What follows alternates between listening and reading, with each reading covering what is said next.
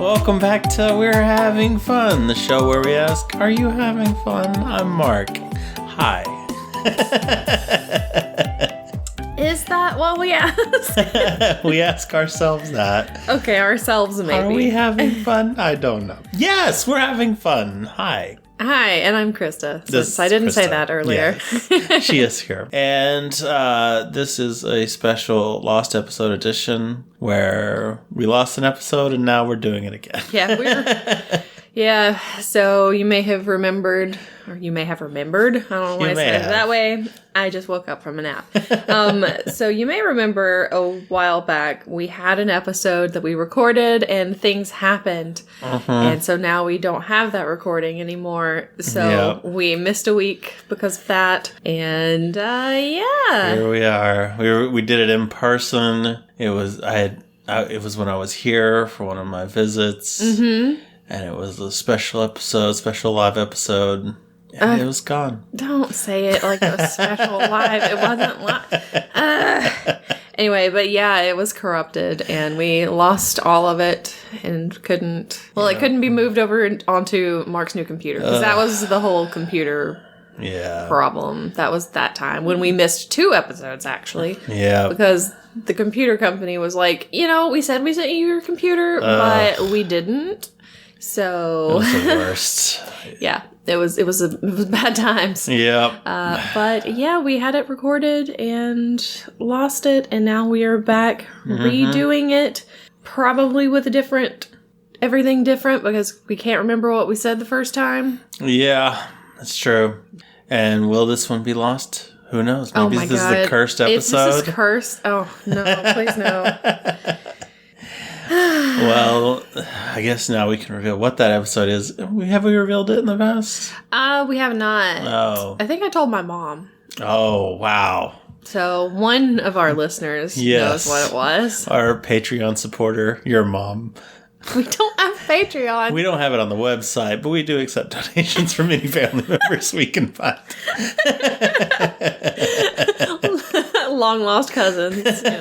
Anybody out there, just feel free to support our podcast. We are doing Harry Potter and the Sorcerer's Stone. Yes. Or Philosopher's Stone if you are a different person. If you are British. British! Oh no. That is my very PC British accent. It is accurate and historical. Yes. So, yeah, the reason that if this had been any other movie that was not like part of a franchise, then we probably would have just said, you know what, don't care. We'll never do this one. It's fine. But it's the very first Harry Potter. One. Yes. So we can't do the others without starting from the first. Yes. So, that's why we were like, okay, we should probably redo that one. Yeah. And now we've talked for like 15 minutes about why we redid this. 3 minutes. Okay, it felt much longer. That felt so long. Oh, God. We have a history with Harry Potter, though. Because I don't have a history with Harry Potter. And then until we started I was going to say you didn't have a history with Harry Potter. Yeah. Until like a year and a half ago. Probably. Something like that. When we started. No. And what? I do have a history with it. You do. So I have liked Harry Potter since 2002. Mm-hmm. Because, I guess I could go into that. Go into it, because there's no episode to explain it in the past. Exactly. So, the first movie came out in, like, November of 2001. And I had just started college. It was, like, my first semester of college. Yeah. And I came home for Christmas. I love that Hallmark movie. Stop it. And I didn't mean to say came. I meant to say I went home, because I'm not home now, but you know what I mean. I went home for Christmas, that first Christmas away, and some of my high school friends wanted to go to the movie theater to see a movie. And one of them said, we should go see this new Harry Potter movie. And I said, no, that is for babies. We're going to go see The Lord of the Rings. And then I got really into The Lord of the Rings. Yeah. So I didn't see it until it came out on DVD. And I think I was home for the summer after my first year. and rented it back when you could rent movies from actual stores. Those were the days. Yep. So rented it from a movie store, and watched it, and I really liked it. So I immediately went out and bought the first 3 books in paperback, and the 4th book was out, but it was not out in paperback, I don't think, at the time. So I had to wait for it to be available at the library because I wasn't going to buy it because I'm a cheapskate. No, I did end up buying all of them in hardback eventually. Yeah. And then I had to wait for the 5th and the 6th and the 7th. And yep. Nice. So I liked them from the first time that I saw this movie that we're going to be talking about. Yeah. And then when we started dating, we were long distance. Yes. So a lot of phone interactions.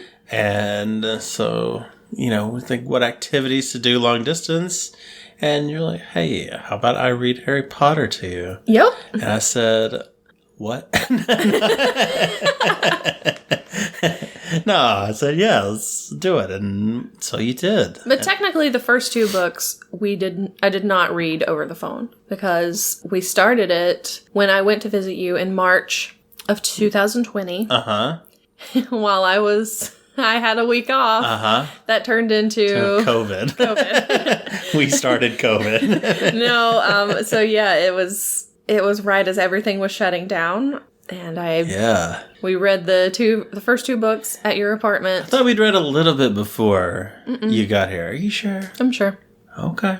All right. Then we read the first 2 books. Yep. Because we got through both of them because they're pretty short. Yeah, they are. Then we got through the 3rd one and the 4th one pretty easily, and then we got to the 5th one. And it took a year. it took 6 months. Yeah. It took a long time to get through it. It was. Ooh. Yeah, we'll get to that eventually. Eventually. I think the movie is better, probably because it's short. I hope so. So, yay. 6th book also, was fine. Yeah. But it was just that 5th book. We made it through pretty good. So, yeah, we made it through the whole series. I even read a couple of the other little things. Well, I think just one little. Yeah. Oh, I take that back. I read 2 because I read... Well, first I read the Tales of Beetle the Bard. But I also read My Immortal to you. God, why? I forgot. The worst fan fiction ever written.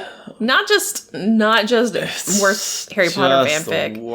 The worst fanfic ever. I'm almost positive. Yeah. It's real bad, but... Yeah. It made us stronger as people. And we laughed. It had some funny stuff. It did have some funny stuff. It was ridiculous. It was rough. It was rough. But we did it. So, yeah. We made it. That is our history with Harry Potter, I guess. Which I've seen all of the movies. Yep. I've even seen, the Fantastic Beasts movies. Yeah. There's another one that's coming out in April. Oh, okay. I don't know if we'll be caught up by then with the movies. I don't know. We'll see. Because we're trying to spread it out a little bit. Yeah. Yeah, I had only seen the first one and, half of the second one. Okay. And I'd stopped because I was like, no, thank you. But here we are back again, giving it a try again. So here's a little secret about Mark. Mark actually hates Harry Potter. The character Harry Potter? Yes. Harry Potter. I hate him, and we'll get into it eventually, and why mainly. But there were a couple of times while I was reading them over the phone that he actually just hung up on me.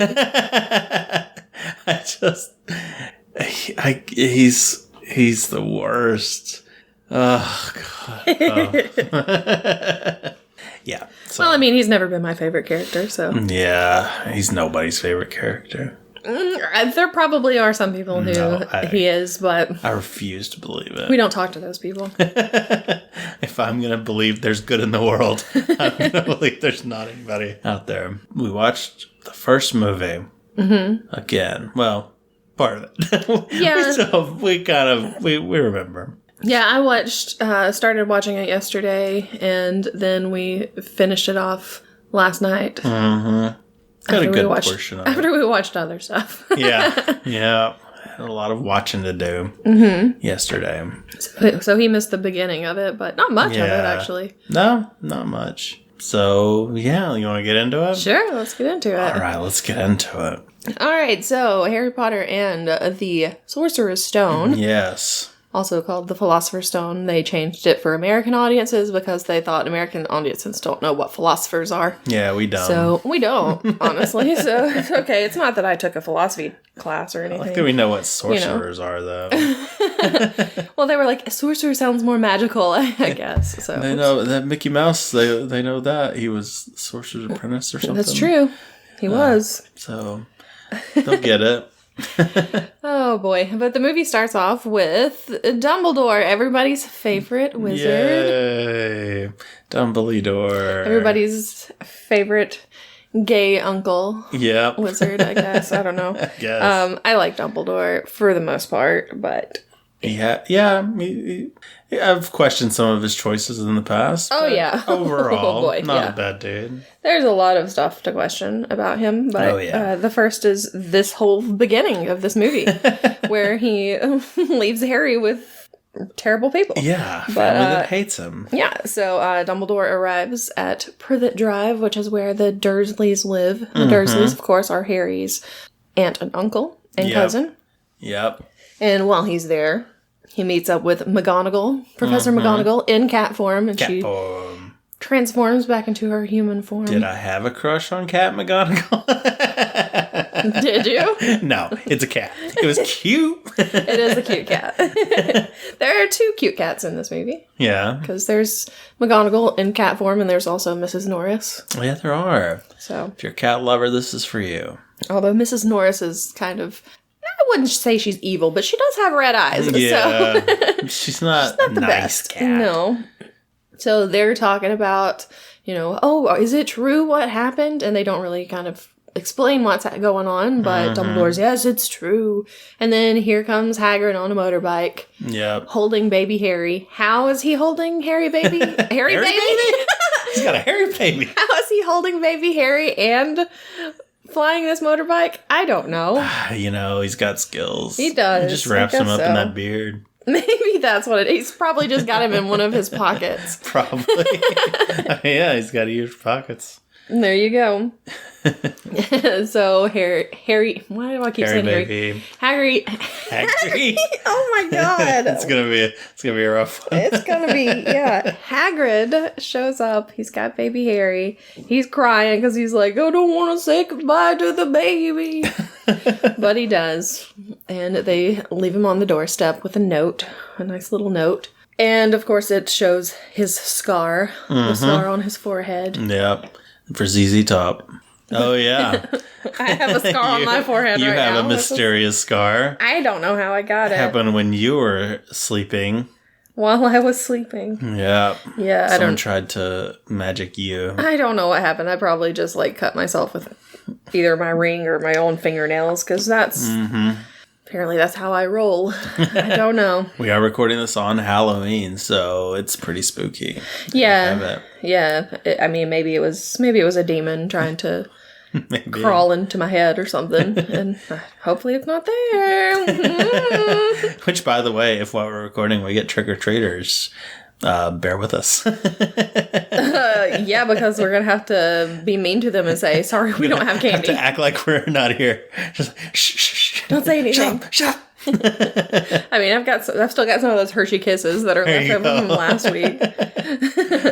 I think if you don't give parents warning on the vampire kisses, then when their kids bite into them, it's gonna freak them out. That's true.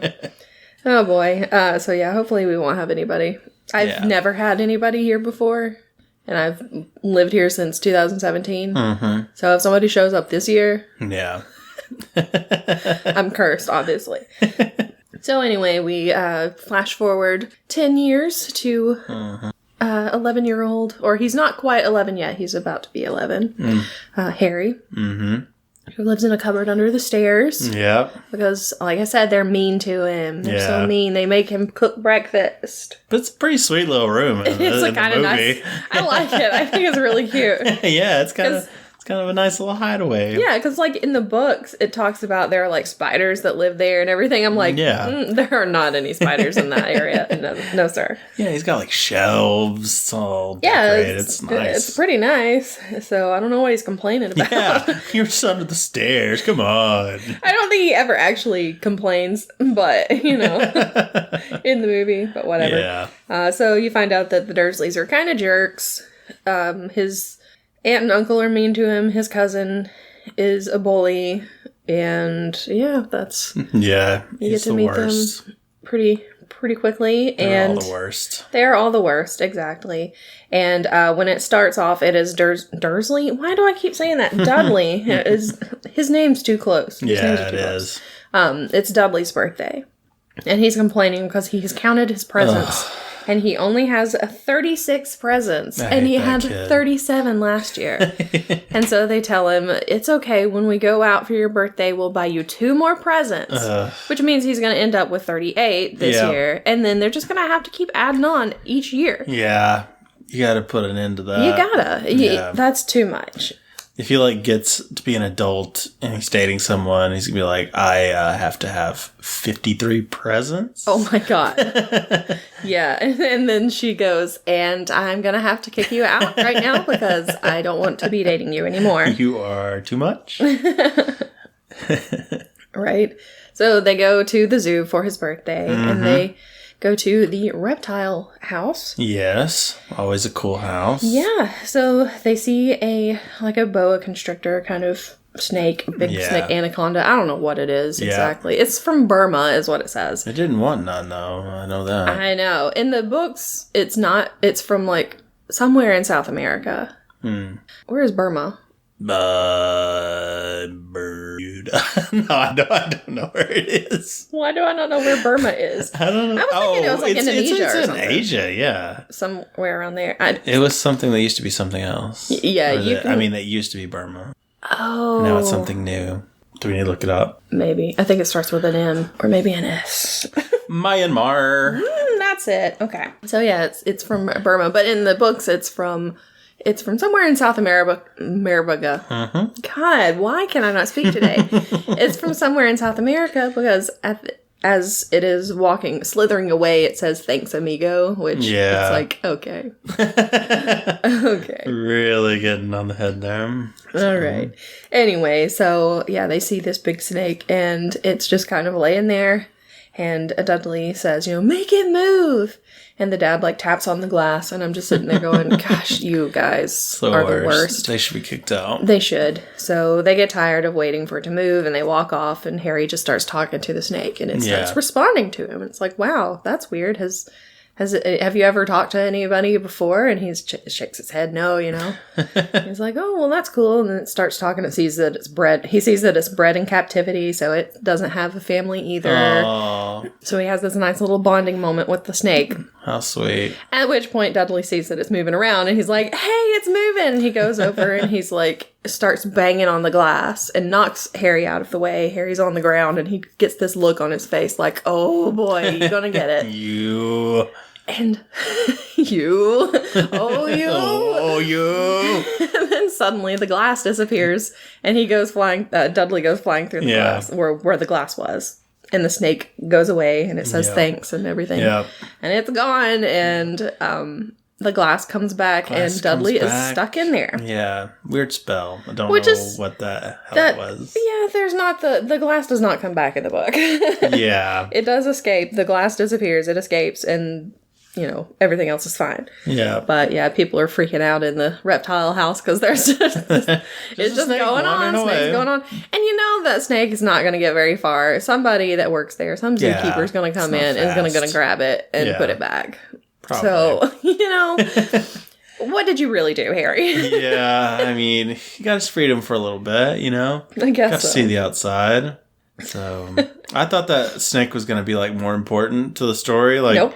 Maybe it was Voldemort's snake or something. Nope. But, nope. Just a snake. Yep. And there are people, of course, who who like later were like, did you know that the snake from the first movie is actually Voldemort's snake, Nagini? And then everybody else is like, no, it's not. They're two completely different types of snakes. Yeah. Okay. Okay, well, agree to disagree. It's like, stop spreading misinformation, okay? So yeah, anyway, the Dursleys are, well, especially Vernon Dursley is really mad because Harry used magic and he's not supposed to. Could he? So yeah, they get real pissed off at him. Why didn't the Council of Magic come down at this one and get mad? Well, he does a lot of, in the books, he does a lot of magic that he can't control. Uh-huh. And that has something to do with it. It's because he's like under the age of 11, so he doesn't know about magic yet. He doesn't know he's magical. So they at can't. 11, it's like, boom. Once he gets his letter to Hogwarts, he's not supposed to be doing magic outside of Hogwarts. But don't they still need to like cover it up? I mean, they're very bad at being discreet. Oh yeah, they are. I mean, this is the Ministry of Magic you're talking about here. They're real bad. That's true. So yeah, I don't think they care. all the wizard community is pretty bad about it. It doesn't matter until it becomes a plot point later. Come on, Mark. Yeah, I mean, it's true. Oh goodness. So anyway, he gets in trouble for it, but you know, he can't control it. And then he gets a letter in the mail. Yep. One day. And he's about to open it, and I can't remember if Dudley or if Vernon gets it. I figured it was Dudley because Harry got a letter. Harry got a letter. And the parents see where it's from, that it's from Hogwarts, and they know what Hogwarts is. So they don't let him read his letter. And then more letters start coming. Letters just start arriving from everywhere. I think there are deleted scenes where it's more letters coming. Flooding down the chimney, the door. He tries to nail up the door. Exactly. Doesn't work. He gets real excited on Sunday because there's no post on Sunday, and they still come anyway. Because they're not coming from the post office, you dumb. You dummy. You doofus. They're not coming. They're not coming from the post office. Yeah. There are owls just stationed all around their house. And it's like, also, why are those owls. I was gonna say, why are those owls still there? But I'm guessing they're expecting payment or something. Maybe. So they just always have owls there that are just like, are you gonna give us like, some gold or something? This is a COD delivery here. So anyway, it eventually gets so bad that they just leave because Uncle Vernon starts going crazy. And Dudley's like, Daddy's gone mad. So yeah, they head out far away from civilization, I guess. Yep. They find this hut on a rock out in the sea. Of course. And they take a little boat out there, a little rowboat. And They are there when Harry's birthday arrives. So Harry's there out by himself. Pretty sure that Dudley's in the room, but he's asleep. So he's awake. It's almost midnight on his birthday. He has there's a bunch of dirt on the floor, so he's drawn a little cake in the dirt and with little candles. Dirt cake. And as soon as, I guess he has he has a timer or something. I don't know. But as soon as midnight rolls around, he blows out his little dirt candles. And then you hear this boom because there's somebody at the door. Yep. And the door gets knocked down. Yep. And there's Hagrid. There he is. So he comes in. He sees Harry. Well, first he mistakes Dudley for Harry, but then he sees Harry. Because Harry's like, no, I'm Harry. And so... I'm Harry Potter. Exactly. So he starts telling him, I'm here to take you to Hogwarts or whatever. And he's like, I don't know what that is. And he's like, did you not read your letter? And he's like, no. And he's like, well, where did you think that your parents learned it from? And he's like, learned what? I don't know what you're talking about. And he's like, magic. And he's like, what? And he's like, you're a wizard, Harry. And he's like, I'm a what? I can't be a wizard. I'm just Harry. I'm just Harry baby. So, yep, Harry baby. Harry, baby.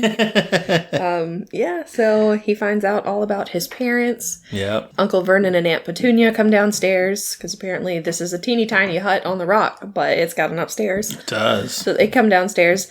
Vernon has a gun. Of course. He's got like a shoot any shotgun. owl he sees. Like, what the heck? Anyway, so Hagrid, like, bends the barrel of the gun, and the gun still manages to go off. Yeah, cartoon rules, I guess. Yeah, I guess so. Anyway, it's real dumb. Well, they're talking, of course. Petunia is talking about how... Basically, you find out that she was jealous. Mm-hmm. She doesn't say it. She doesn't come right out and say it. But the way she's talking, you know that she was jealous that her sister was a witch and she wasn't. Yeah. Because her parents were so proud because they had a witch in the family. And she's like, but I knew her for what she truly was. A freak. So, I'd be jealous too, though, to be fair to her. I mean, yeah. It wouldn't lead me to abuse my nephew, but Exactly. But, so... Hagrid catches Dudley trying to eat Harry's cake. Of course. And of course, since he's being such a pig, he gives him a pigtail. Little piggy pig. A little piggy tail, little curly pigtail. Yeah, which freaks everybody out. Yeah. But makes Harry laugh because he's like, finally, some comeuppance. And, Hagrid's just like, all right, I guess you're coming with me, Harry. Yep. And then they leave. Yep, that's it. And I really hope that they took the boat and left them out there with no way back. You have to swim for it.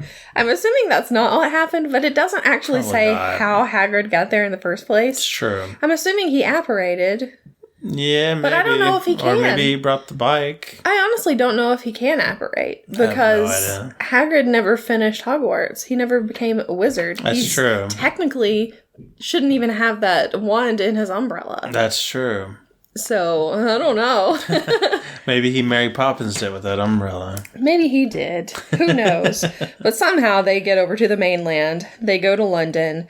And when they're in London, they go to the Leaky Cauldron. Yeah, where everybody's dressed up like it's the 1820s for some reason. Yeah, well, it's more like I'd say it's more like the 1870s. Okay.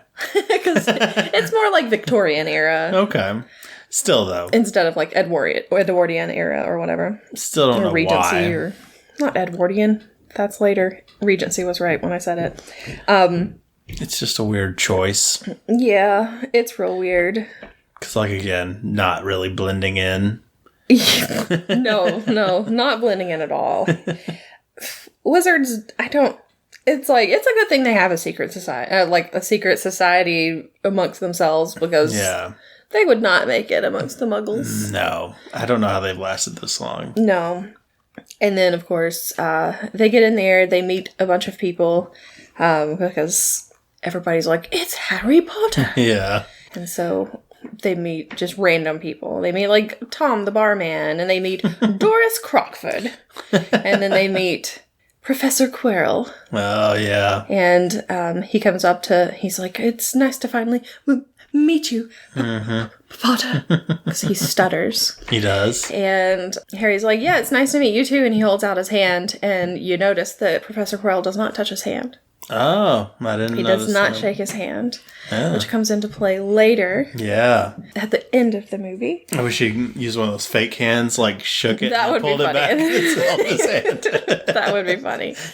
But, so he doesn't shake his hand. In the book, he does shake his hand, though. Oh, does he? And it's because in the book, he doesn't have... The thing. Yeah, the thing that we find out later. It's not... Really? Yeah, not yet. It happens later. Okay. Weird. So, I'm gonna go ahead and spoil it for you. Okay. He has Voldemort on the back of his head. What? He who may not be named or should not or would not would not be named? He who what is Shall it now? Not be Shall not be named? Yeah, so Lord Voldemort is on the back of Professor Quirrell's head. Yeah. Because he's the bad guy. Oh, no. Shaved into his hair, with those cool designs. Ice. But it's Voldy. Yeah, in the books, he doesn't attach himself to Quirrell until after this, because, he's the one who breaks into Gringotts, and he fails to get what is in there. Yeah. And after that, Voldemort's like, well, I guess I'm going to have to keep a closer eye on you. And so then he attaches himself to the back of his head. Gotcha. So, oh no. So we've already met the bad guy. Yep. At this point, though, Harry doesn't even know who Voldemort is. Yeah. He's like completely barely knows clueless. he's a wizard. Right, exactly. Hagrid takes him into the back alleyway or whatever and shows him how to get into Diagon Alley, which is the wizarding world, basically. So that's where he can go and he can make his purchases, buy his pewter cauldron. Yeah. Stuff like that. His potions, ingredients. Lucky boy. Right. So they pass by a bunch of shops. How heavy are those cauldrons? Because he has to carry it around a lot, right? Or they get sent to the school, I don't know, because I feel like the only time they do potions is in the potions class. Right. Except for Hermione, because of course Hermione is an overachiever. Yeah. But, so maybe they just keep them in like a cupboard in the potions classroom and they just take them out. But I mean, but getting them there is my question. Well, they're not very big because they sit on top of the desks. Yeah, but so they're only like this big. Yeah. But I mean, if you're like carrying a cast iron pan around all day, it can get kind of heavy.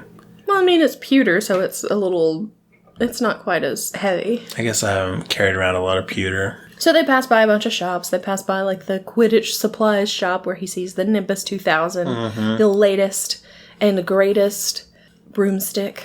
I mean, it's hard to make a broom look cool. That's what I'm finding out. Yeah, pretty much. But everybody is like has their noses up against the glass. They're like, "Wow, it's the Nimbus 2000." But where they're headed is Gringotts, the wizarding bank that is run by goblins. Yep. Goblins. Oh boy. Yeah, we probably shouldn't even get into that. Yeah. Just know that it's troublesome. It is. There's a lot of troubling elements to Harry Potter. Yeah, and goblins are like second-class citizens, basically. Yeah. They're not wizards, so wizards don't care about them. But they are in charge of the money. And there's Mini-Me is one of them. Yes. And the other one is... Warwick Davis. Thank you, Warwick Davis. Yes. So, and of course, Warwick Davis does Mini-Me's voice. Yes, of course. So Vern Troyer is just the body actor for it, and Warwick Davis does the voice. And then later, that same goblin shows up in the 7th. Oh yeah. Book and 7th movie. Okay. Well, 7th and 8th movies, because it kind of crosses over. Yeah. And he's played by Warwick Davis in that one. Oh, okay. Because Mini-Me passed. Burn. I don't know I guess he had passed by then? I don't know. When did it come out? I'm not sure. I can't remember. But I think he probably had.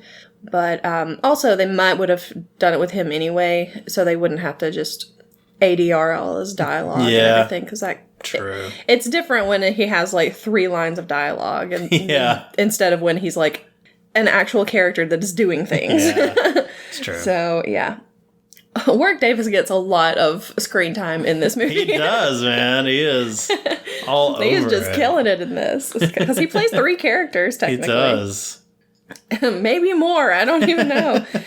So, yeah, they go to Ollivander's. Not Ollivander's? God, I'm way ahead. They go to Gringotts to get money from Harry's vault. Yeah. And they go to his vault. They see how much money he has. He is like rolling. Harry's in the rolling, money. of course. He's a rich kid. He's a rich kid. He's a trust fund baby. Yeah. So his family has a lot of money. Yeah. That he didn't even know about. Right. Because, I mean, he's been wearing like basically Dudley's old clothes. Yeah.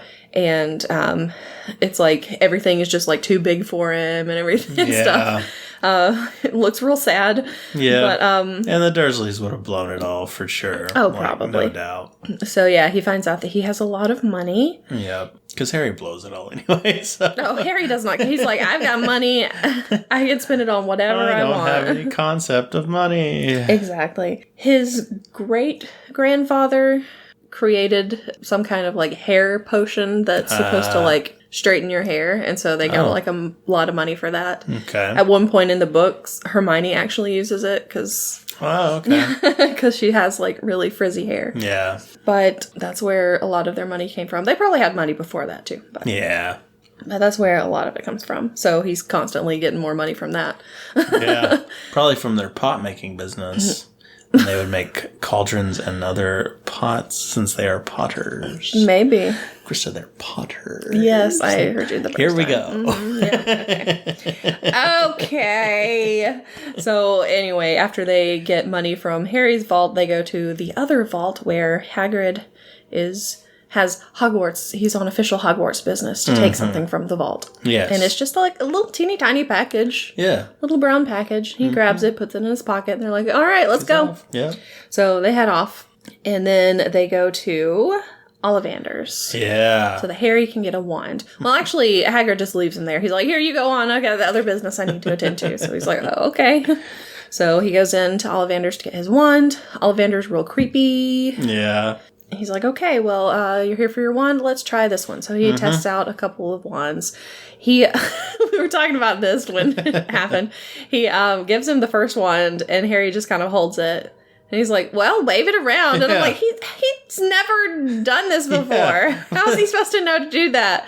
And then you said... I disagree because, as a kid, when you get like a stick, what do you do with it? You hit stuff. You wave it around in the air. You run around, especially as a young boy, running around hitting stuff and usually getting in trouble. You act like it's a sword. You fight your brother with it.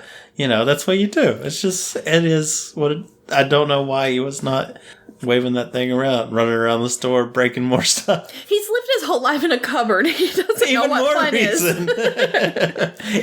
Even more reason he doesn't have toys. So what would he be playing with? Sticks and bugs and stuff that he finds on the ground. And yeah, that's his life. So anyway, he eventually waves it and he tests out a couple of wands, and then none of them really work for him. Although, they work. It's just, they're like breaking things. So Ollivander goes and finds one, and he's like, I wonder. He brings it to him. He tries it out, and it works really well. And he says, yikes. Yikes. Yeah, there's like this big glow, and there's like, yikes.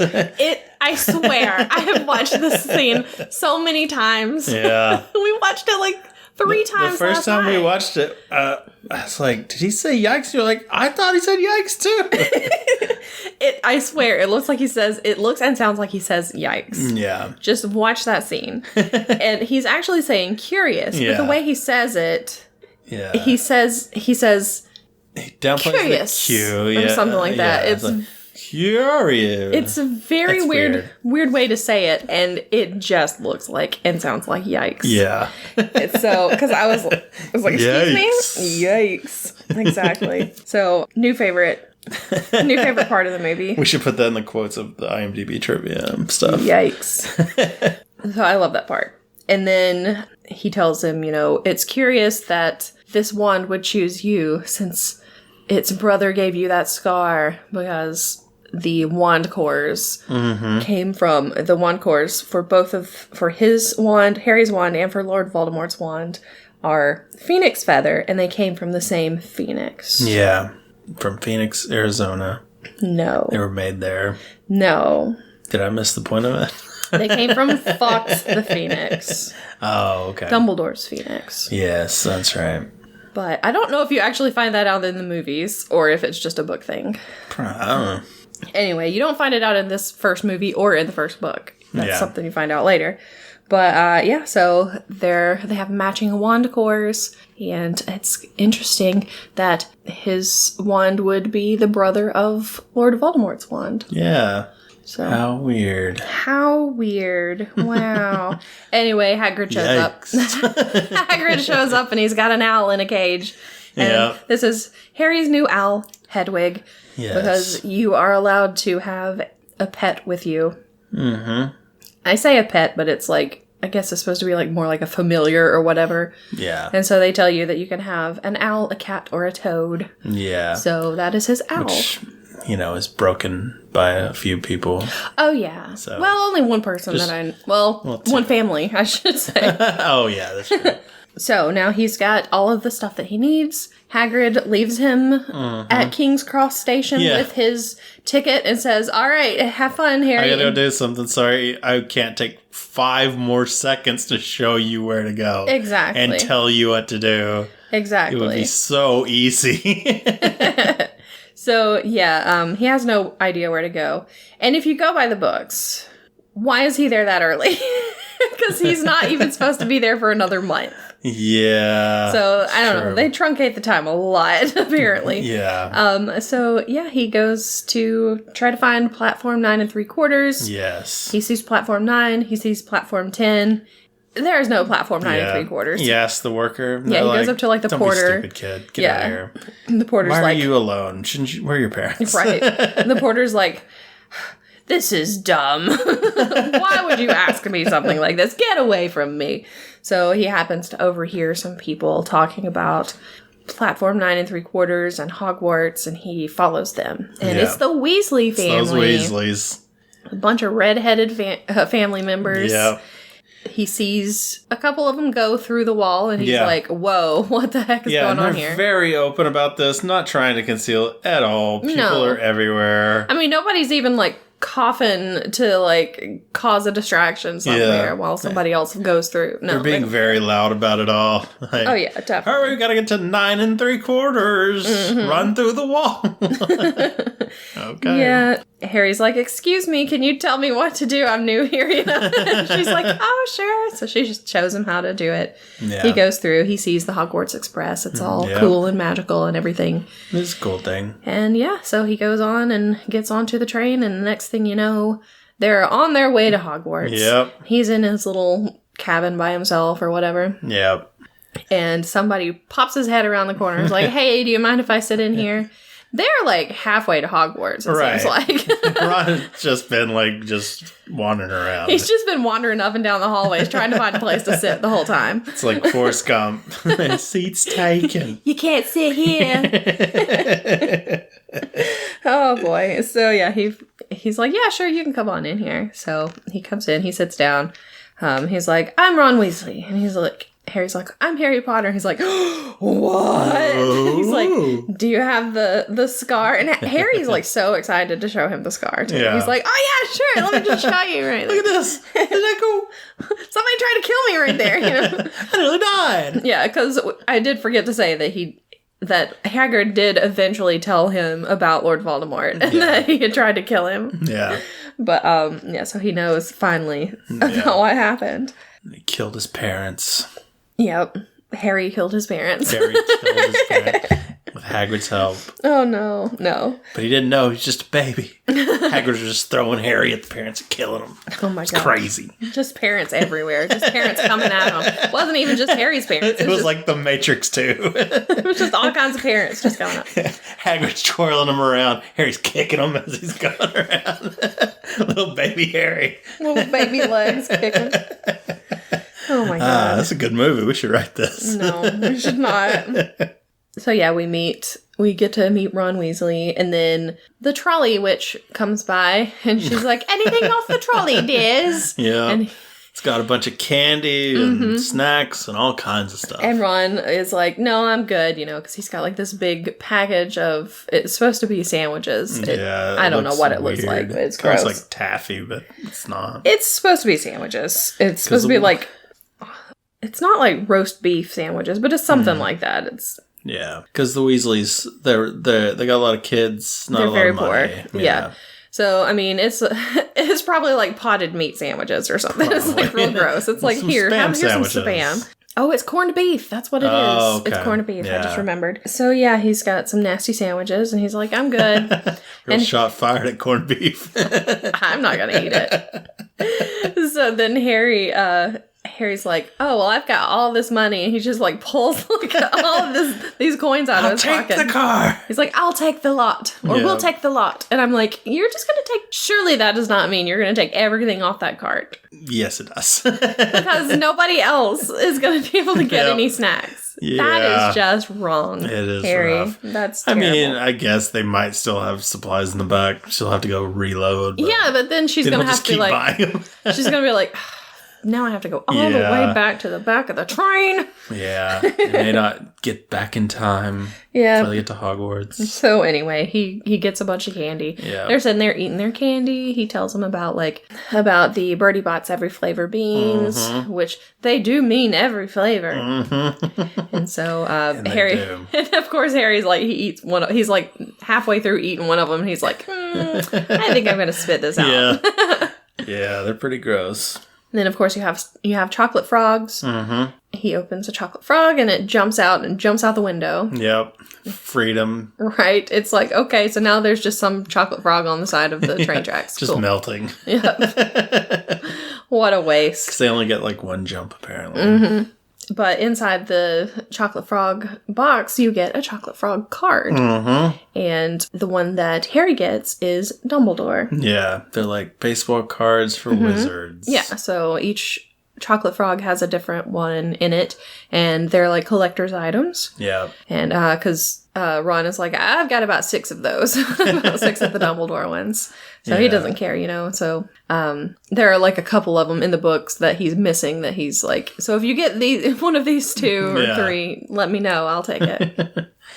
And I still have problems with the whole being in pictures things because I still don't really get it about how it works. And it kind of freaks me out that they're the whole fear of people in the past of their souls being taken by cameras. Yeah.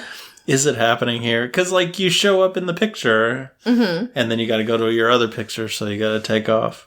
And even people that have passed are in these pictures and going around and have memories of stuff. And it's like, what is this? What is this realm? I feel like it's kind of like a clone of the person. So it's not the actual person. It's just a photo clone of them. Is it taking a part of them, though? Maybe. No, probably not. Maybe. Are you trying to say that all of these portraits are Horcruxes? Oh, no. I was not going that far. I am not knowledgeable enough to do that. But I was thinking more of how they take memories, with that thing. Oh, yeah. Was it that kind of a thing? Probably not, because the person still has those memories. It's true. So. But some kind of offshoot. But anyway. Like I said, I think it's more of a clone kind of situation where they still have the memories. It clones the person at that point when the portrait is made. But maybe. So their clone is forever trapped there. Yes. Okay, this is horrifying. This is like The Prestige. Spoilers. Yes. Oh, goodness. So while they're eating candy and everything, you meet Scabbers. Scabbers. That is Ron's rat. Yes. Which is not one of the things that you're supposed to bring with you. You can have an owl, a cat, or a toad, and that is a rat. That is not the same thing. It's grandfathered in, I guess. It is grandfathered in because it was Percy's. Okay. But Percy's still there. Yeah, it couldn't have been. I guess because Percy, I think Percy got an owl or something. Yeah. Because he was a prefect. First year. Because I think that year he got an owl or something because he was a prefect. Yeah, maybe. That year. So, it's just a hand-me-down. So it's a hand-me-down. He has a lot of hand-me-downs, actually, because his wand isn't even his wand. Yeah. He didn't even he has his brother Charlie's old wand. How powerful could he have been if he had the right wand? Well, he gets a new wand eventually. He gets a new wand after the second year. Yeah, he gets a new wand after the second year. So. Yeah. But he has his brother Charlie's old wand. He has his brother Percy's old rat. He has hand-me-down robes. Yeah. Hand-me-down robes and red hair. You must be a Weasley. Yeah. But while he's sitting there, he's like, Fred and George told me a spell that will turn Scabbers yellow. Mm-hmm. And so he's about to start doing the spell when somebody knocks on the door and is like, have you seen a toad? A boy named Neville's lost one. And this is Hermione Granger. Yep, Hermione's there. Yes. So she's like, you suck at spells. Yeah, she's like, oh, you're trying to do magic. Let's see it then. Yeah. And so he tries the spell and it doesn't work. It doesn't do anything. Which you have a theory about that. I don't know if we can. Yeah, probably can't get into it. I was going to say, if you want to skip this part because it has spoilers for the third one, Yeah, just skip ahead a little bit. Yeah. But since his rat turns out to be, what's his name? Peter Pettigrew. Peter Pettigrew. His rat is not actually a rat. It's a person. Would the spell have worked if he was an actual rat and not a changeling, I guess? Not whatever they are. See, Animagus. Yeah. I don't know. Because I still think that it does not sound like a spell. But it gave a little poof of smoke. It did. So, I don't know. So, it seems like as much a spell as what Seamus does later, where he's exploding constantly. True. Oh my gosh. But it doesn't work on Scabbers. And so Hermione's like, well, that wasn't very good, now was it? So she's like, I've been practicing some spells too. And I'm like, how? You're not in school yet. She goes over and she repairs Harry's glasses, which works really great. And then she introduces herself. Yep. she's like, I'm Hermione Granger. I just broke my jaw. Huge mouth acting from Emma Watson. Oh, yeah. Oh my gosh. It's ridiculous, which I'm praying she tones that down later. I'm pretty sure she does. So, yeah, she has to open her mouth as wide as she can to get her lines out. And it's not all of her lines, it's just certain ones. It's a lot of It is lines. A lot, though. She's like, I'm Hermione Granger, and you are. Yeah, so, but she meets them all, and then she's like, all right, well, I gotta go. By the way, you got dirt on your nose. And he's like, oh, cool, thanks. Talking to Ron. Yeah. And Ron's already like, I hate her. There's no way in the world that I'm gonna ever like that girl. Yeah. So we get to Hogwarts finally. Well, we get to Hogsmeade Station. Right. Get off the train. Hagrid's there, and Hagrid takes all of the first years in boats to cross the Great Lake to get to Hogwarts. Right. So they get to see it from the water, and it's all pretty and glowy and nice and everything. Yeah. And they're all in awe of it. And then we get inside of the building, walk up the stairs, going toward the Great Hall, and McGonagall is at the top of the stairs. Yep. And so she's telling them, all about, we're about to get sorted. Yep. There are 4 houses. Gryffindor, Hufflepuff, Ravenclaw, and Slytherin. So those are the 4 houses. Yep. She's like, okay, well, I don't know why she leaves. Oh, I guess she leaves to see if they're ready for it. Oh, yeah. So she walks away. She's like, I'll be right back, So she walks off. Also, at this point, Neville finds Trevor, his toad, on top of the stairs. So that's cool. Go Neville, I guess. Right. And after she walks away, Draco Malfoy walks up, and he's like, oh, Harry Potter. Yeah. Will you be my friend? Basically. Let's be buddies. So We're famous. Yeah, he's like, he introduces himself and everything. He says his name. He's like, Draco Malfoy. And Ron laughs at his name. And he's like, oh, I can tell who you are. Hand-me-down robes and red hair. You must be a Weasley. So Ron does not take kindly to that. Yep. And so he's like, I can, I forget what he says, but he's like, basically, if you're friends with me, you can really go places, And so he like sticks out his hand. Yeah. And Harry's like, I can make my own friends, thanks. I can tell the right sort for myself. Yeah. And so he doesn't even shake his hand. One of the only good decisions Harry Potter makes in the entire series. But the thing is, if he had befriended Malfoy, would Malfoy have turned out to be as bad as he was? Yes. I don't know. I think Harry Potter would turn out worse. That might have been interesting. Because Draco's still under pressure, of everything, and Harry is stupid. So, yeah, he just goes along with whatever. So, yes, I do think he still would have been just as bad, and Harry would have been just as bad, because he still has old Crabbe and Goyle there, and it's not like they're good influences. No, but they're also stupid, and so it's not like they're gonna do too much. 3 stupid people around him instead of just 2. You're so mean to Harry. I don't like Harry. Which he's fine in this movie, to be fair. Okay, so I don't hate him as much in this movie. Okay, so they go inside the Great Hall.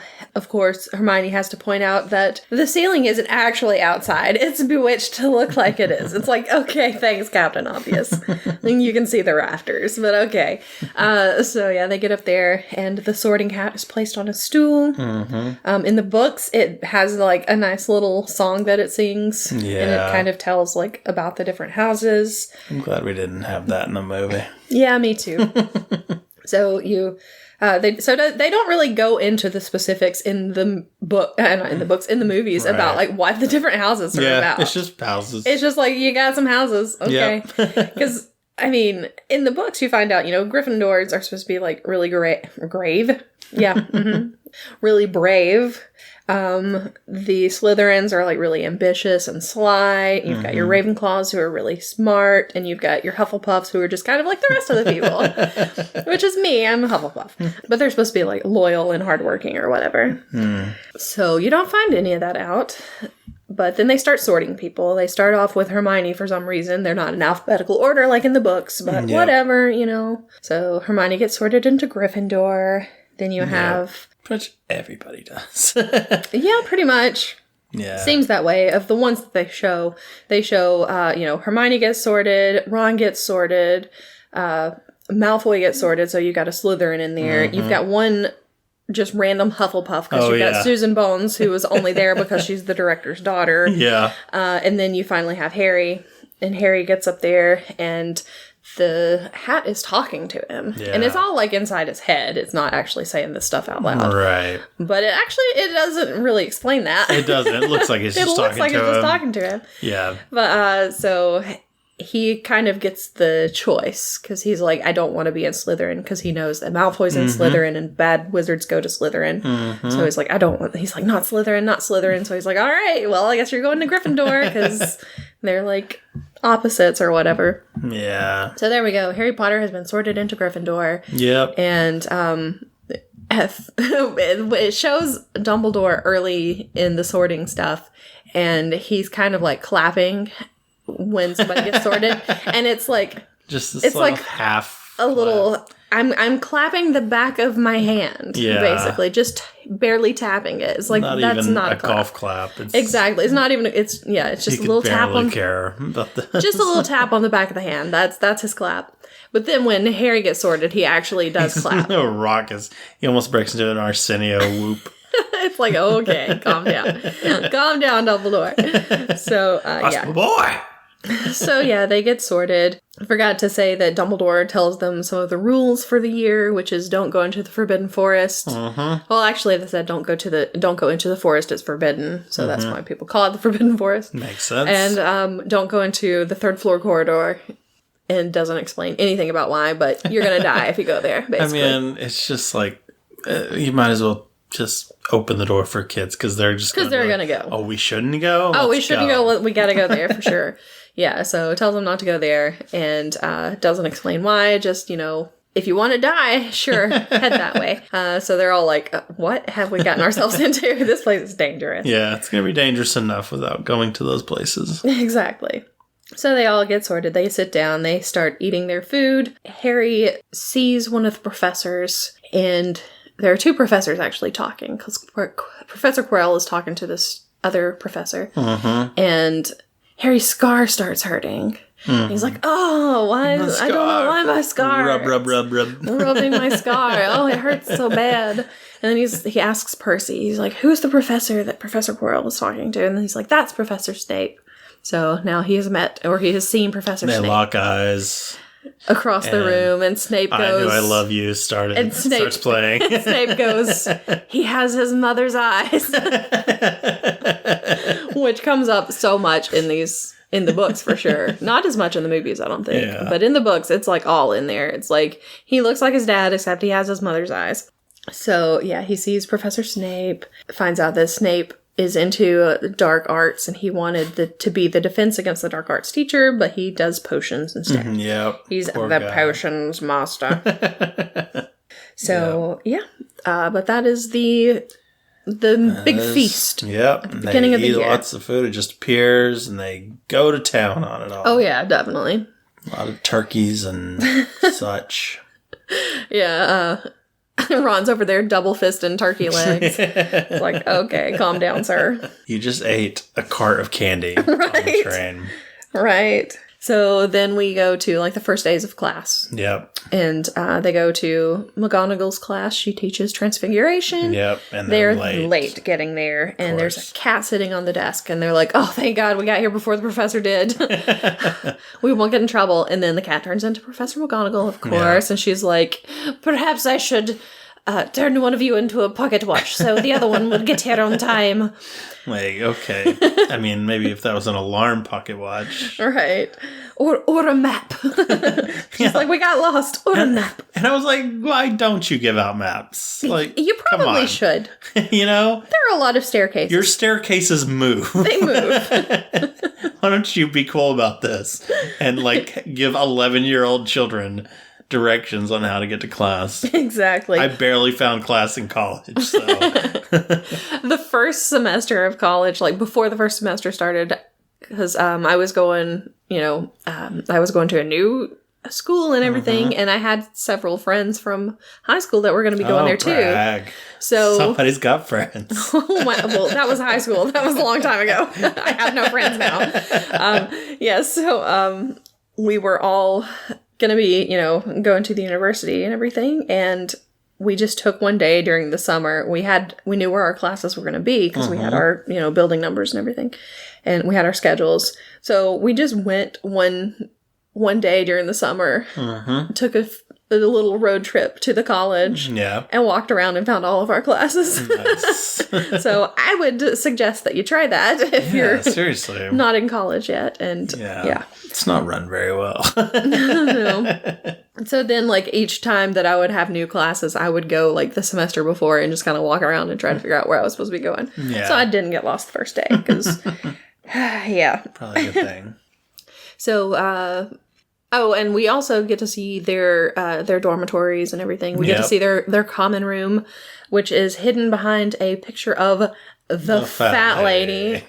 Oh, my gosh. Yeah. And we also meet the ghosts. Nearly Headless Nick. Yes. Who's nearly headless. Yes, he was, he died from a botched decapitation. Real dark. So, he can take his head and, basically pull it to the side. And it's still attached by a little piece of skin, and then he can put it right back. So, that's how he is nearly headless. And then we go to the first potions class. Yeah, Snape slams in the door. Snape dramatically slams into the room and walks up to the desk, and he does this thing with his cape where he just dramatically puts it around himself. I'm like, okay. Rickman is going all in on it. He is. So I love it. I love it. He's great. Yes. So he really gets into it. And he's sitting there telling, all the things that he can teach the students and blah, blah, blah. And he's like, as long as they pay attention. And he's like talking to Harry. Harry is taking notes. Yeah. The whole time. Yeah, it's pretty unfair. He's actually paying attention probably more than the other people, but he doesn't look like it. Which is kind of funny. It makes me think of when I was in probably 5th, 6th grade, something like that. Yeah. I would sit and read during class. Yeah. When I wasn't supposed to be. I was supposed to be paying attention. Wow. But I was also paying attention. Were you, though? Yes. Because the teacher would ask a question specifically to me, and I would answer correctly because I knew what was going on. I just wanted to read. You're just disrespecting them. I was. Wow. I was very disrespectful, which is kind of funny because I was her favorite student. But whatever, Friends and a favorite student? Wow. Someone that was living the high life. I was an angel, okay? Right. So, anyway, so we meet Snape. Of course, Harry gets in trouble. Mm-hmm. But then we move on to the next lesson, which is flying lessons. We get to learn how to fly on a broomstick. Yep. And the Madame Hooch is the teacher for that. Yep. This is basically the only thing she does. She teaches flying lessons. She is like the referee for Quidditch matches, and that's all she does, as far as I know. Sweet job. She's like the gym teacher. Right. But she doesn't have to like teach a science class or something. Exactly. Exactly. She just gets to teach flying to the first years, because they don't have it after first year. That is true. So, I mean, that's She's it. got like one class a day. That's it. That's amazing. And I mean, honestly, why do you... If you have one flying lesson, that's really all you need. Yeah, it's true. Maybe there's advanced techniques or something. Maybe. I don't know. But that's kind of funny. So, yeah, she teaches them the techniques of flying. And she's like, okay, everybody, let's go. On the count of 3, fly. And, fly. Yeah. And so Neville... Real in-depth thing. Really needed her knowledge. Well, I mean, she does tell them what to do. She's like, lift off and do this and everything. And so the only person who lifts off is Neville. Yeah. And early... We think it's Neville. Yeah. Oh, I did forget to mention that earlier in the day, they were eating breakfast and they had... The mail came and they got a newspaper because they get the Daily Prophet, which is the wizarding newspaper. Yeah. And inside it, you find out that Gringotts was broken into on the day that Harry was there. Wow. They went into a vault, and there was nothing in the vault. There was nothing stolen from the vault because it had been emptied earlier that day. So, of course, we know it's whatever was in that vault that Hagrid went to and pulled the package out of. Right. And, so they didn't catch the culprit. And, so we find all that out, and they're like, they must have been after whatever was in that vault. Yep. Easy enough to figure out. And then also Neville gets a remembrall from his grandmother. She sends it in the mail. And remembrall has like this dust inside of it. And if it turns red, then it means you've forgotten something. And so while he's explaining it, it turns red. And he's like, I don't know what I forgot, though. And I was like, yeah, that's kind of a problem, honestly. Yeah, it's like tying a string around your finger. Yeah, because you tie it around your finger and you're like, okay, I'm going to remember this thing. And then you look later and you're like, huh. What was I supposed to remember? Oh, well, Why don't know. I do this? So, yeah, it's kind of useless, honestly. Yeah. But, I mean, if you look at him, you can you can see that he's wearing, like, he's not wearing his robes. Mm-hmm. And everybody else is wearing their robes. So that's what most people think it is, that he forgot to wear his robes. Probably. But he is wearing it later. Because when they're flying, he's wearing his robe. Yeah. His robes. It wasn't red, though, at that time, was it? I don't know. I don't think so. So I guess he figured it out. Yeah, he figured it out. I knew you were going to do that. I hate that song so much. So, yeah, he lifts off during the flying lesson and just goes off into the air. The teacher's like, hey, get back down here. He's like, I don't know what to do. So he freaks out. He's flying everywhere. His broom is just like doing its own thing. Yeah. And he ends up falling from it. Yeah. And he breaks his wrist. Yeah. It's some of the worst CGI I've pretty bad. ever seen. Which, honestly, most of the stuff in this movie is really bad CGI. A lot of the flying is real bad. There's a lot of bad flying. Like, they're trying to have people flying on broomsticks, and you can tell it's CGI. Yeah. You've got, at one point, there's a troll that shows up. The troll is really bad. And there are also a lot of green screen shots that are not good. Also real bad, yeah. That are obvious green screen. Yeah. Because when we were watching it last night, I was like, I just think of all of the CGI in this movie, and then think of all the CGI in Lord of the Rings, Fellowship of the Ring, that came out the same year, within a month of each other. There's a big difference. Not even close. Yeah. I mean, I know that some of the stuff from Lord of the Rings has not aged well, but it has aged a lot better than Harry Potter. Very poorly. Yeah. And I feel like in the later movies it does get better. So, I hope so. From what I can remember. So. And I need Hermione's acting to be better and CGI to get better. Yes. So, yeah, that is their flying lesson. And, of course, the teacher has to take Neville to the hospital ward, whatever, so that he can get his his bones fixed. Yeah, gotta get them bones fixed. Yeah, which, I mean, is not really that big. It shouldn't be that big of a deal. Yeah. Here in the wizard world. Yeah, the nurse there, Madame Pomfrey, she can, like, set bones really easily. Yeah. Which we find out in the second movie for sure. 'Cause she's like, I can set a bone with no problem, but growing bones back, that's kind of harder to do. Yeah. Because, somebody in the next... Someone loses a bone. Yeah. But when he falls, he loses his Remembrall. It falls onto the ground. And Malfoy picks it up. Draco. So he picks it up and... he's real cool about it, though. He's here, give this back. No, he's awful. He's like, I guess I should go to the hospital and get this back to Neville because I'm a really nice guy. No, he doesn't. He's like, I guess this is mine. I'm putting it in my pocket. Yeah. And Harry's like, how dare you? How dare you? So, not my Neville. So he's like, you've got to give that back. And Malfoy's like, make me. Yeah. So he throws... They both like go flying off. Up, yeah. They go flying off. Malfoy is like, here, if you want it so badly, catch it. So he just throws it. Harry does catch it. Yeah. McGonagall sees it from outside of her window. Yeah. And goes tromping down out onto the field and is like, Harry Potter, you're coming with me. So they go to Professor Quirrell's class, actually. And she's like, I need to see Wood for a minute. Yeah. Which is always funny in the book because Harry thinks that Wood is going to be like a paddle or something. He's about to get beat. Yeah. But it's not. Wood is Oliver Wood, who is the captain of the Quidditch, the Gryffindor Quidditch team. And she's like, I found you a new seeker. So he's like, okay, cool. I guess I'm on the team. Yay. So, again, Harry Potter just falling into something. As usual. Yep. A common theme throughout the books. Yes, it is. So he goes to tell Ron and Hermione and everything. And, well, actually to tell Ron because they're not friends with Hermione yet. Yeah. So he goes to tell Ron and then Hermione pops up and she's like, it's in your blood, And so she's seen a trophy that has Harry's dad's name on it, and she's like, obviously your dad was a seeker too. Dad's seeker, Harry. Your dad was a seeker, Harry.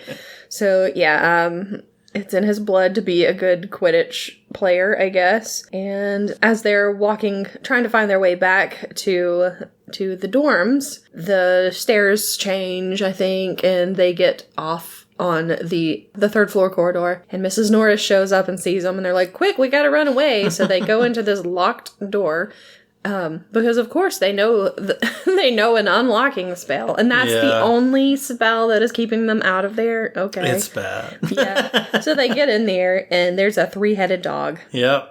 As there always is. And so they freak out. They run away. Luckily, Filch, the caretaker, is no longer around. Yep. So they run back to the common room, and Hermione points out that there was a trapdoor under the dog. Yep. So they're like, there must be something in there. Gotta go find it. Whatever it is. Yeah, they're like, oh, well, we should figure out what it is. And Hermione's like, no, I'm going to bed, and I don't want to get into trouble, and you probably shouldn't either, because I don't want to be expelled. So they just, leave it for the time being. So then Harry has Quidditch lessons with Oliver Wood. So we can find out all about Quidditch. All the stuff. Quidditch is a weird game. Doesn't make any sense. I hate it.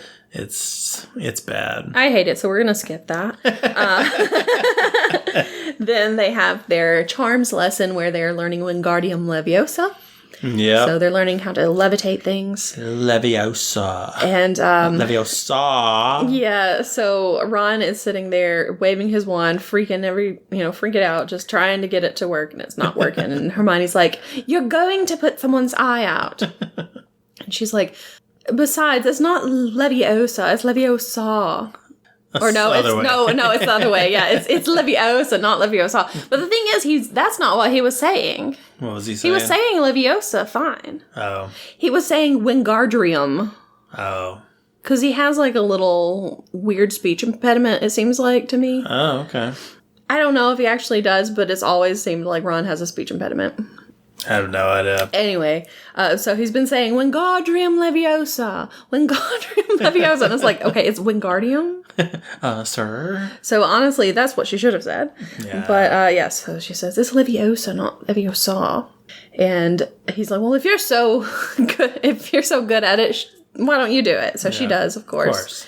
And Flitwick, the professor, is like, well done. Warwick Davis again. Yes, Warwick Davis. And so, yeah, she's doing really well. And then Seamus tries it, and he explodes his feather. And, yeah, that's pretty much it. His running bit is that he keeps trying to cast spells and just explodes things. Yep. He's very dangerous. So, yeah, lessons are over and everything, and they're walking to their next lesson, I guess. And Ron is making fun of Hermione, and of course she overhears it, and she runs away crying. And Harry's like, I think she heard you. Yeah, really. And Ron's like, I don't care. Oh, man. So they go to the feast that night. It's Halloween, actually. Yeah, there's pumpkins in the air. Mm-hmm. So this is their big Halloween feast. There's just candy, like, all over the place. Yeah, like, they don't have actual food. They just have candy. And Harry's like, where's Hermione? And Neville tells him, that he heard from somebody else, from Lavender, I think, that she was crying in the girls' bathroom. Yeah, so crying in the bathroom. Yeah. So Harry's like, I feel really bad about it, but honestly, I wasn't the one who said anything. Yeah, that's all Ron, baby. That's all on Ron. Yeah, as they're sitting there eating, Professor Quirrell comes in and he's like, troll in the dungeon. Thought you should know. And then he just passes out. Yeah. And so everybody starts freaking out. You see Malfoy screaming, which is really funny. Ron is screaming with, like food all in his mouth probably, and food in both of his hands, because that's just how he is. And Dumbledore's like, silence! Yeah. He's like, everybody, go to your dormitories. I'll take care of it, because, I'm Dumbledore. I'm a Dumbledore. All of the prefects start leading the kids to their dormitories. But Harry and Ron realize that Hermione doesn't know about the troll, so they go to find her. The troll just happens to go into the bathroom where she is, of course. Of course. Why is this troll going into the ladies' room? I don't know. Trolls are weird. Yeah. At this point, Hermione dies. Yes, she does. She should have. She should have. There is one point where this troll has this club, and it goes through the sinks, and she is under the sinks, and there's no way that she had time to get away from that. Yeah, it hit her. It looks like it hit her. It hit her. She is paralyzed at this point. Yes, she has lost some limbs. She should be, anyway. She needs some bones growing back. So yeah, they have this big fight with the troll in the bathroom. The troll looks really, really bad. Yeah. Harry jumps onto its back and which also looks bad. Which also looks bad. Sticks his wand into its nose. Yeah. Ron does Wingardium Leviosa and takes its club and bonks it on the head with it, which knocks it out. Which I don't know how that worked, but that's fine. Don't know. We don't question it. It falls over and rams the wand straight into its brain. It should have. It turns its head as it falls. Thank goodness, because if not, it would have had a scrambled brain. Yeah. So, they survive it. Yeah. McGonagall, Quirrell, and Snape come into the bathroom. Yeah. And Snape gives the best face during this. And I can't even, describe it. Really, it's just like, come on. It's kind of like this. I don't know how to describe it either. You just have to go watch it. Just watch that scene. Watch Snape, and just it's kind of like a really kind of face. Kinda, yeah. Kind of. He's just like, it's great. I don't know. It's really funny. Anyway, Hermione takes the blame for it and says that she thought that she could take care of the troll herself, and then Ron and Harry came in and rescued her, which is not what happened. No. But she lied, and they're very grateful for it, and they all become best friends after that. I don't see why she needed to lie for him. No. They were trying to help out. Yeah. Help her out. Exactly. Anyway, she gets house points taken away. They get them added. And they get 10 added, 5 each. So it's not that many. So they end up losing 40, because I think she takes off 50 points for Hermione. So that's how they become good friends. Best friends.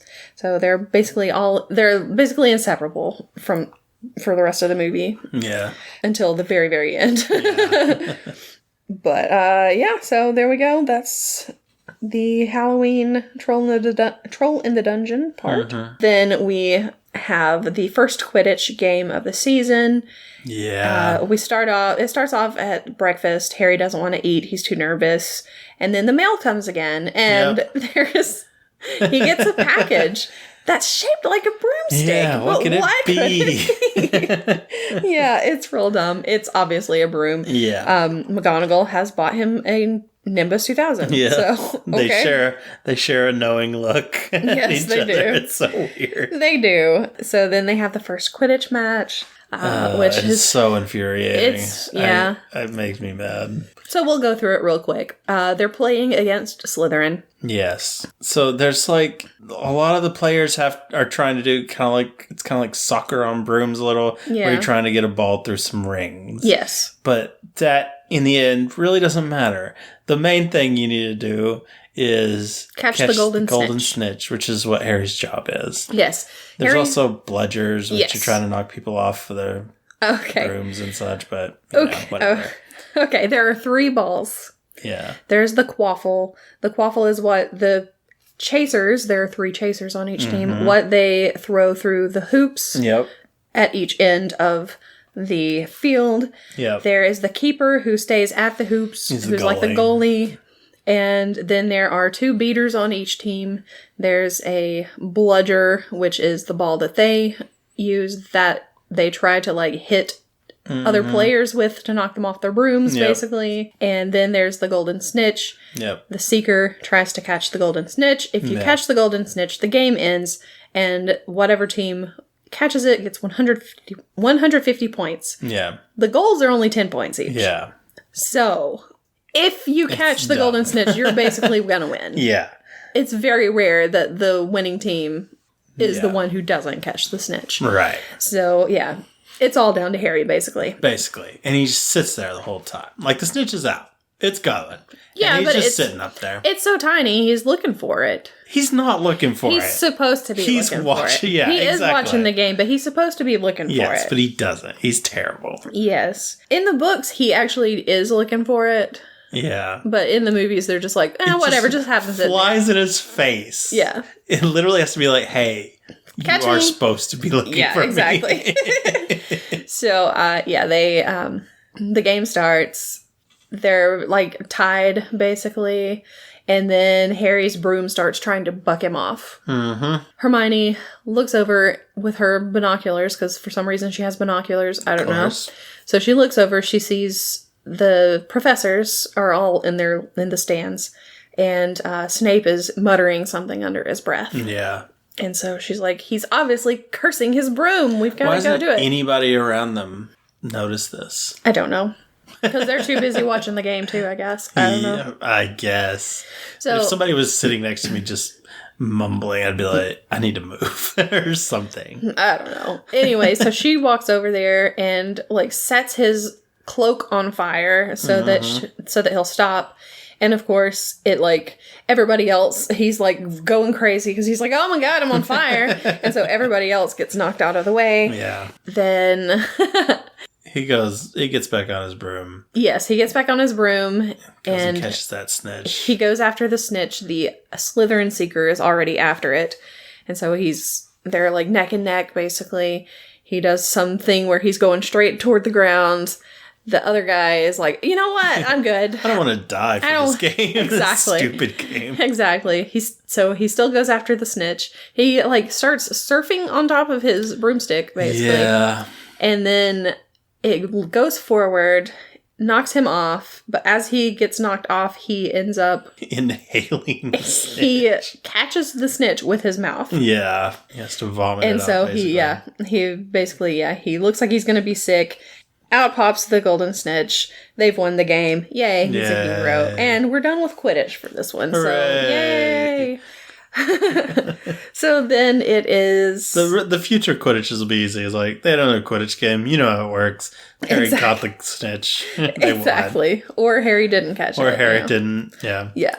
And they lost. So, but this one they win. And then they go talk to Hagrid. They say something about the 3-headed dog. And Hagrid's like, oh, you met Fluffy. And they're like, you named it? what? And Fluffy, really? Okay. Yeah. So anyway, they're trying to get information out of him about... And Hagrid just gives it freely. About it, yes, because that's just what he does. Yeah.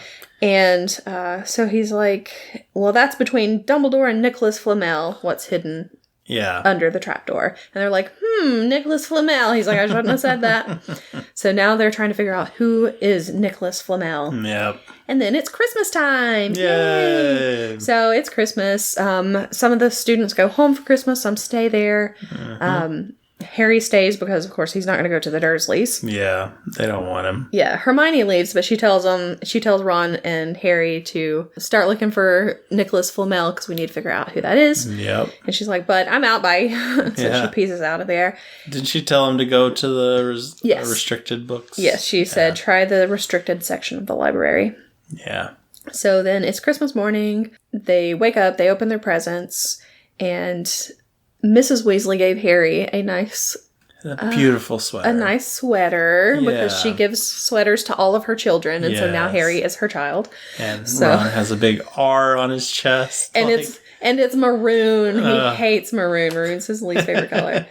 I think it was maroon. Or maybe it's just maroon in the books, but I forget. I can't remember. But usually she ends up giving Harry a green one because it matches his eyes. Oh. Apparently she wants Harry to look good, but she doesn't care about her own kids. Yeah. It's messed up. Yeah. But he also opens a box that he doesn't know who it came from. And inside it is an invisibility cloak. Yeah. And it's basically... a green screen cloak. Yes. Yeah, exactly. And looks very good. And so it kind of says, whoever gave it to him is like... I can't remember what it says in the movie, but in the book... I don't think it said much. In the book, it says, I borrowed this from your father, and it should go back to you, use it well, or whatever. Yeah. And it's unsigned, so you don't know who gave it to him. It was Dumbledore. Yeah. Spoiler alert. Spoilers. No, nobody cares. So yeah, Dumbledore gave it back to him. He's got the invisibility cloak now. Let's go to the restricted section of the library. This was very convenient. Maybe Dumbledore kind of knew. Maybe. They were onto it. Yeah, maybe. I don't know. Hagrid's like, Dumbledore. I accidentally said something I shouldn't have. Yeah, maybe. I don't know. So he goes to the restricted section of the library. He opens the book. It screams. He freaks out and he leaves. But of course, knocks his stupid lantern off. He knocks the lantern over. Filch comes in. He knows that there's a student out of bed. But Harry gets away.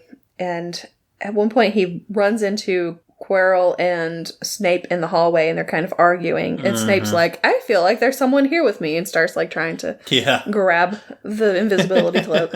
But he gets away. He finds this random room, and inside it, the only thing in there basically is this big mirror. Yep. It's called the Mirror of Erised. And he walks up to it, and he looks in it, and he sees his parents behind him. Yeah. But they're not actually there. So he just sits there and he goes, he's like, okay, cool, I can see my parents, Yeah. He goes to tell Ron about it. Ron comes down there. He's like, really? You got me out of bed for this? But he goes down there. Ron looks in the mirror. He sees himself like as basically like the best student ever. Yeah. He's like best athlete, best student. Because Ron has this thing where all of his older brothers have something, because like his older brother Bill is like... He was just, like, really cool, I guess. I don't know. He had a sweet haircut. Mm-hmm. His older brother, Charlie was, like, the Quidditch captain. His older brother, Percy, is, like, really smart. He's, like, head boy, or he's going to be head boy. He's, like, a prefect now and everything. So he's, like, the responsible one. And then you have Fred and George, who are, like, the pranksters. And then you have Ron, and he's just like, I'm just Ron. I don't have anything cool about me. I'm friends with Harry Potter. Yeah. And then, of course, he has a younger sister, Ginny, who's the only girl in the family. So it's like, that's her thing. Yeah. And also is really good at Quidditch. But Ron's just kind of like, I don't have anything special about me. Yeah. Poor Ron. So he sees like all these cool things, in the mirror. And he's like, do you think this shows the future? And Harry's like, how can it? My parents are dead. So it's like, oh, okay. Like, yeah, okay, Harry. All right. Well. So anyway, Ron's like, well, I mean, that's a cool parlor trick and everything, but I'm going back to bed. And then Harry just keeps coming back night after night, and Dumbledore finds him. Just sitting there staring at it. Just stares at his parents.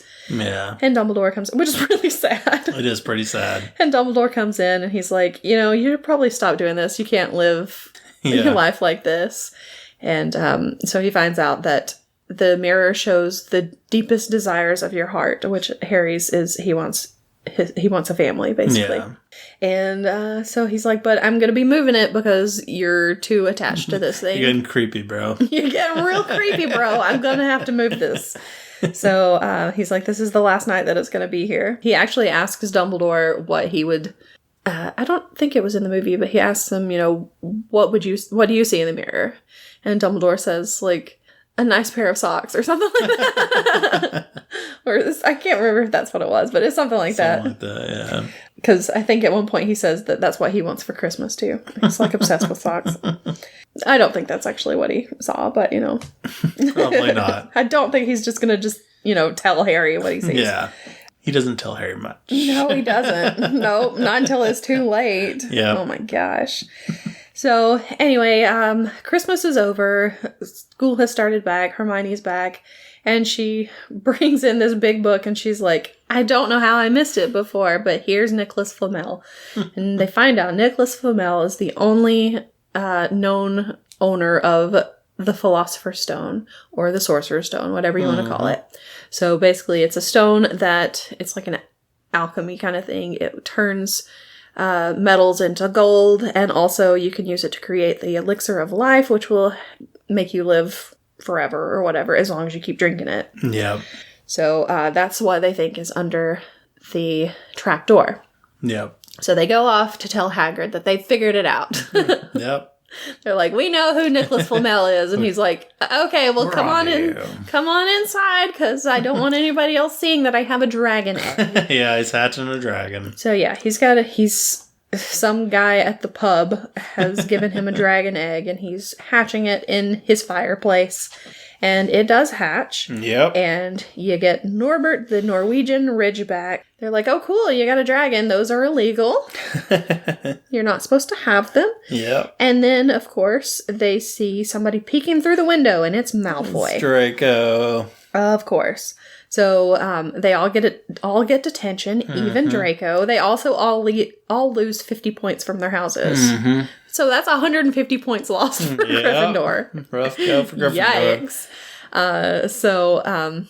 So their detention is to go out into the forest where they're not supposed to go. Yes. Into danger. Yes. And they go off, they split up, and they're sending children out by themselves in the Forbidden Forest. Yes. What is this? And they go in there with Hagrid and Hagrid's dog Fang. Yeah. And they're looking for a unicorn that has been injured. And they find they split up, like you said. They split up. So Hagrid's like, Ron, Hermione, you come with me. And then that leaves Malfoy and Harry, and Malfoy's like, we get Fang, or I get Fang, and he's like, okay, well, just so you know, he's a coward. So he's like, oh, great. So Malfoy's like, I'm not scared. And then he hears something. He's like, oh my god, what was that? So obviously scared. Yeah. But they wander off. They split up. They wander off, and Harry and Draco find the unicorn, and something is drinking its blood. Yep. And it's this weird thing that kind of slithers over the ground. Hooded figure. It's a hooded figure. It's the snake from the zoo. He's back. He's back, baby. So Draco and Fang run off because they're afraid. And Harry, instead of running off, just slowly backs away and trips over a tree root. And I'm like, really, Harry? It's very Harry. Yeah. But before the thing can get to him, something jumps over the tree root that he is that he's hiding next to. And it is an amazing looking centaur. Oh my god, it's a centaur, and it is the ugliest thing I've ever seen. I didn't even want to look at it on the screen. It's so weirdly done. It's awkward. Yeah, exactly. It's like its human part is too buff. Yeah. Compared to, it looks like they put a giant's torso and head onto a pony's body instead of a palomino or something. It looks bad. It's so bad. I hate every second of it. But I don't really like the centaurs anyway, so I don't really care. Yeah. But anyway, so yeah, he rescues Harry. The thing floats off and flies into the air and goes away. Mm-hmm. You find out that the unicorn's blood will sustain you, basically. Yeah. But after you drink it, you'll live a half-life, which makes no sense. Yeah. But whatever. So yeah, Hagrid eventually does get there to make sure Harry's okay. And they leave. He's fine. That's it. Yeah. I guess we won't investigate this further. Yeah, so he's like, well, obviously it was Lord Voldemort. Yeah. But, whatever. He's gone now. So then you have, let's see, they're talking about Dumbledore, how you're safe as long as Dumbledore's around. Right. Because Dumbledore is the only person that Voldemort was afraid of. Yeah. Pretty much. So Dumbledore pieces out. So yeah, Dumbledore gets a letter from London and is like, well, I'm going to be gone, but doesn't say anything. But yeah, Dumbledore's gone. Yeah. They realize that now that he's gone, Snape, who they think, of course, is trying to get the stone, is going to go get the stone. Yeah. But there's how are they going to get past Fluffy? Yeah. So they go talk to Hagrid again. He tells them, if you play some music for... He'll go to sleep. Oh my god, Hagrid. Okay, Hagrid. So... And they found out he pretty much spilled all the beans to the guy who gave him the dragon edge. Yeah, exactly. Egg? Whatever it is. Exactly. Give him the edge with the dragon egg. So they're like, okay, well, we'll go tell... That's what they say. We'll go tell Dumbledore. So they go to find Dumbledore. They can't find him. McGonagall's like, he's gone. So they're like, oh, crap. There never was a Dumbledore. Well, we've got to go stop Snape from getting that stone. Yeah. So they head to... We could tell the teachers about that, but it's up to us 11-year-olds to take care of this. Well, I mean, they did tell McGonagall, and they said, I think they said Snape's gonna try to get the stone. Because she's like, how do you know about the stone? Okay. But they're like, well, we're gonna do it ourselves, I guess. Makes no sense. Anyway, so they head to the room where the trapdoor is. This because that whole thing right there becomes a real big issue later, that nobody believes. Oh no. People, even though all these things keep happening. Like, that's not gonna happen. That's ridiculous. Mm-hmm. Why are we doing this again? It's like everybody gets amnesia each book. Yeah. Also, there's this thing where Harry always blames Snape and Malfoy for everything. Yeah, that's true too. And then it's never them. Well, it is once. Yeah. Toward the end of the series. But he's cried wolf so many times that they're like, okay, Harry, you do this every year. It's not Snape and Malfoy. Yeah. So, they go to the room where the trapdoor is, where Fluffy is. Mm-hmm. Fluffy's asleep because there's this harp that's playing. Yeah. In the books, Harry has a flute that Hagrid gave him for Christmas. Yeah. And he goes in there and he starts playing the flute. And I'm like, how do you know how to play a flute? It's not an easy instrument. No. You just play. I'm just thinking of somebody playing a recorder. Yeah. Hot cross buns. So anyway, but in the movie, it's a harp that's playing. Yeah. And so they open the trapdoor and they're about to go in when the harp stops playing. Fluffy wakes up, so they have to jump in real quick. Yeah. But they make it in. And trapdoor closes. They're in this plant. It's called Devil's Snare. Yep. And it starts, it's going to try to, suffocate them or whatever. Quicksand for plants. Yeah, kind of. It's a plant quicksand. And Hermione realizes that sunlight will stop it, or light of any kind, I guess. And so... Because Ron just won't relax. Yeah, because she relaxed, because she's like, if you relax, it's fine, you'll just slip right through. So she relaxes, she falls through. Snape is what I was about to say. Snape's there. Harry relaxes. Where are we going, children? Harry relaxes, he falls through. Ron is struggling, he's like, I don't know what's going on now. And so she's like, oh my gosh, he's not gonna do this. So she sets a beam of light toward it, and he finally comes through. Yeah. She's like, oh my god, really? This guy. I love him.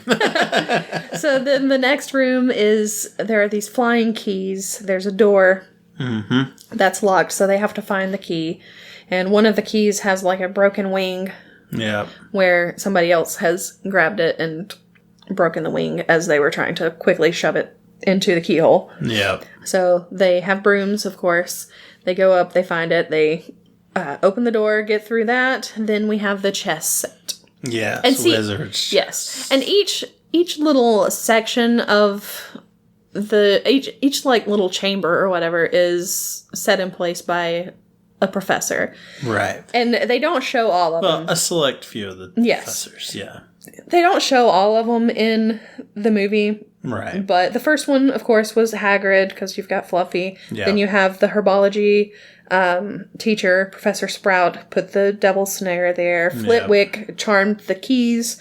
Now you've got a giant chess set. Mm-hmm. That was McGonagall. She has transfigured them to do whatever. Yeah. The two that are missing are the next two chambers, because there's one that is the troll that was in the dungeon. It's already gotten out. Well, it's already been knocked out. Right. Because whoever came in before them knocked it out.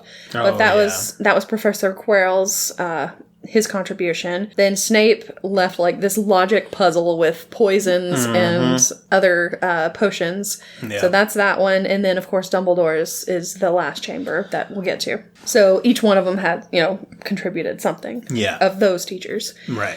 But right now we're in the chess thing. So wizard's chess. It's like normal chess, except the chess. More explosions and real fighting. Yeah, the chess pieces like hit each other. Yeah. You tell them where they go on the thing, and they like move themselves, basically. Do they repair themselves at the end of each game?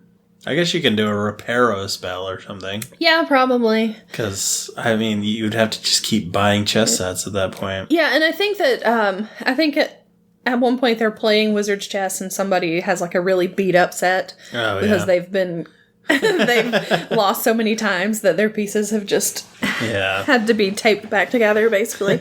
So yeah, they take 3 of the spots. So Hermione is like the queen. She's a rook. Oh, is she the rook? Yeah. Well, what is Harry? Harry is the bishop.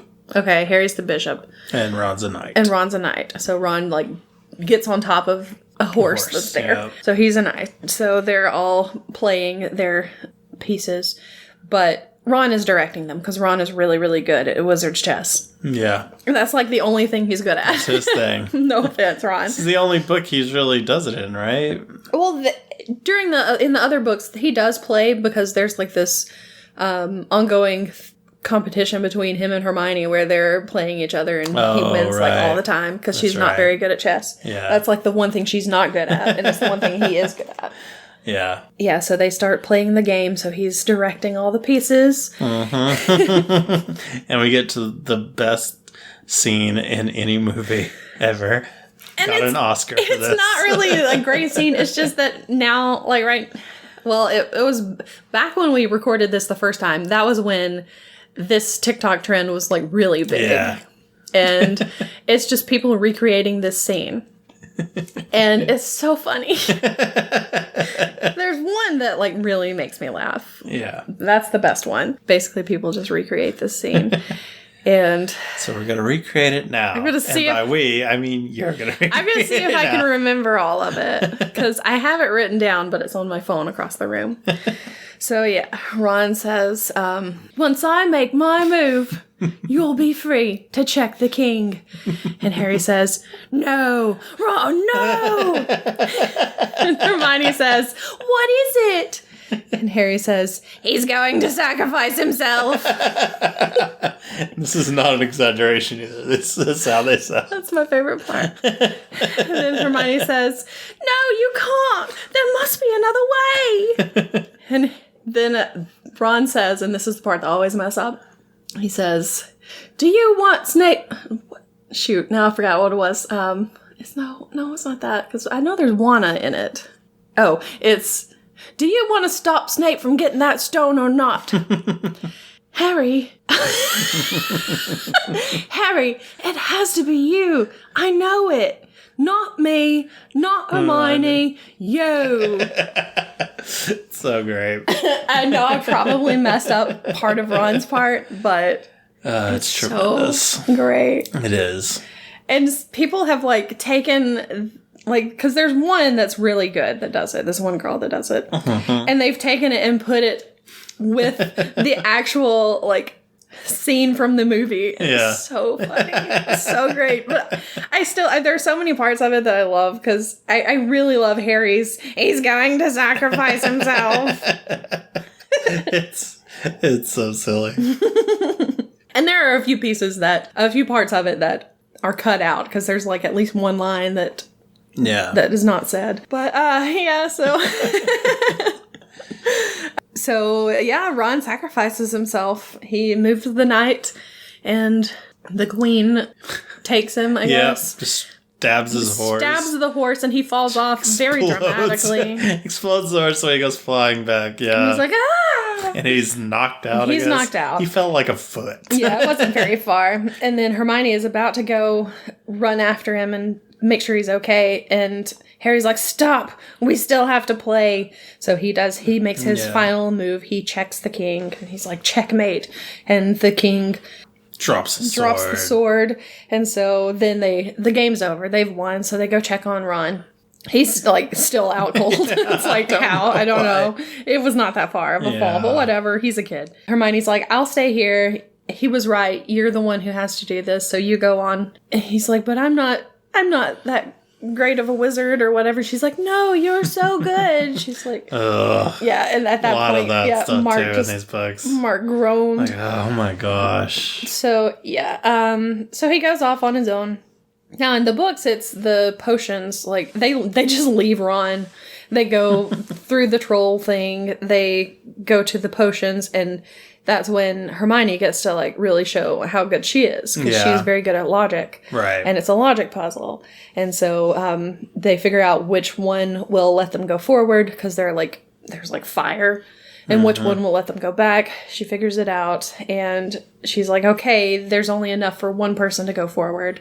So she gives that to Harry, and she takes the one to go back to make sure that Ron's okay, and to when people start, when Dumbledore finally shows up, she can kind of say, okay, he's through there, whatever. Right.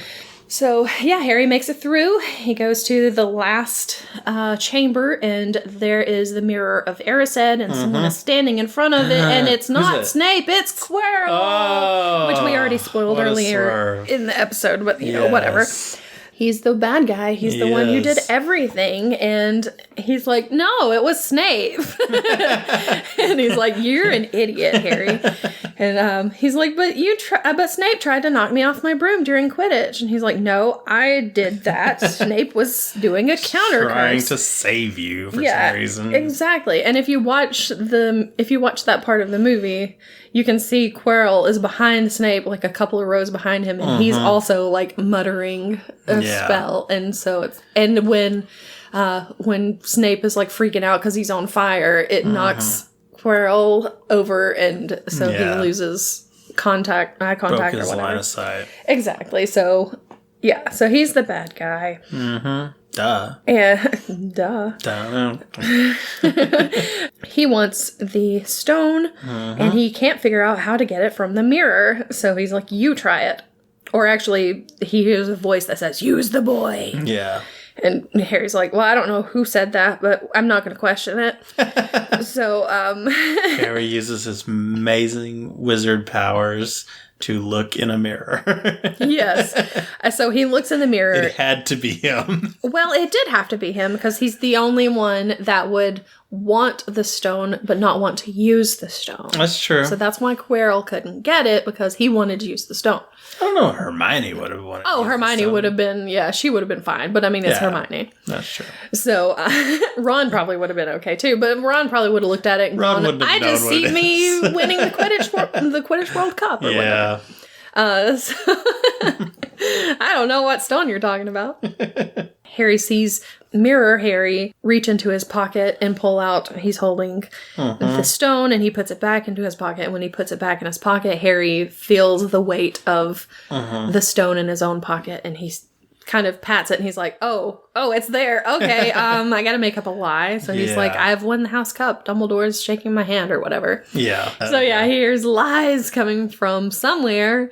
He's like, let me see him, or let me talk to him, or whatever. And he's like, you're too weak, master. He's like, no, I'm not. I can't remember exactly. No, I'm not. Good argument, master. No, I'm not. Let me see the boy. So he starts undoing his turban, and you see on the back of Quirrell's head is Voldemort. Nose and all. He has a nose. Yeah, what the heck? It's weird. So yeah, he has a nose. It's not Ralph Fiennes, who was in the later movies. But this was before they had cast Voldemort, I guess. They were just like, whatever, He's just gonna random be a face person on the back of someone's head. Yeah, they're like, hey, Grip, get over here. We're gonna put your face Where's on the director's daughter? Put her on there. So Voldemort's there, or it's just his face. I can't remember. Oh, he's trying to convince Harry to give him the stone. He says, hey, I can bring your parents back if you give it to me. And, I promise I'll totally Pinky do that. He's not he doesn't have his fingers, crossed or anything. So. You know it's true at that point then. Exactly. So, Harry's like, liar! So he's like, I'm not going to give it to you. And so Quirrell's like, okay, well, I'm going to take it. So he flies at him. He starts choking Harry. Yeah. He's like, I'm going to choke you out. Harry drops the stone. It rolls out of his hand. Yeah. But he can't reach it. Mm-hmm. But he can be Harry Potter. I think he touches his hand, Quirrell's hand, yeah, to try to get it off of his neck, yeah, so that he won't be being choked anymore.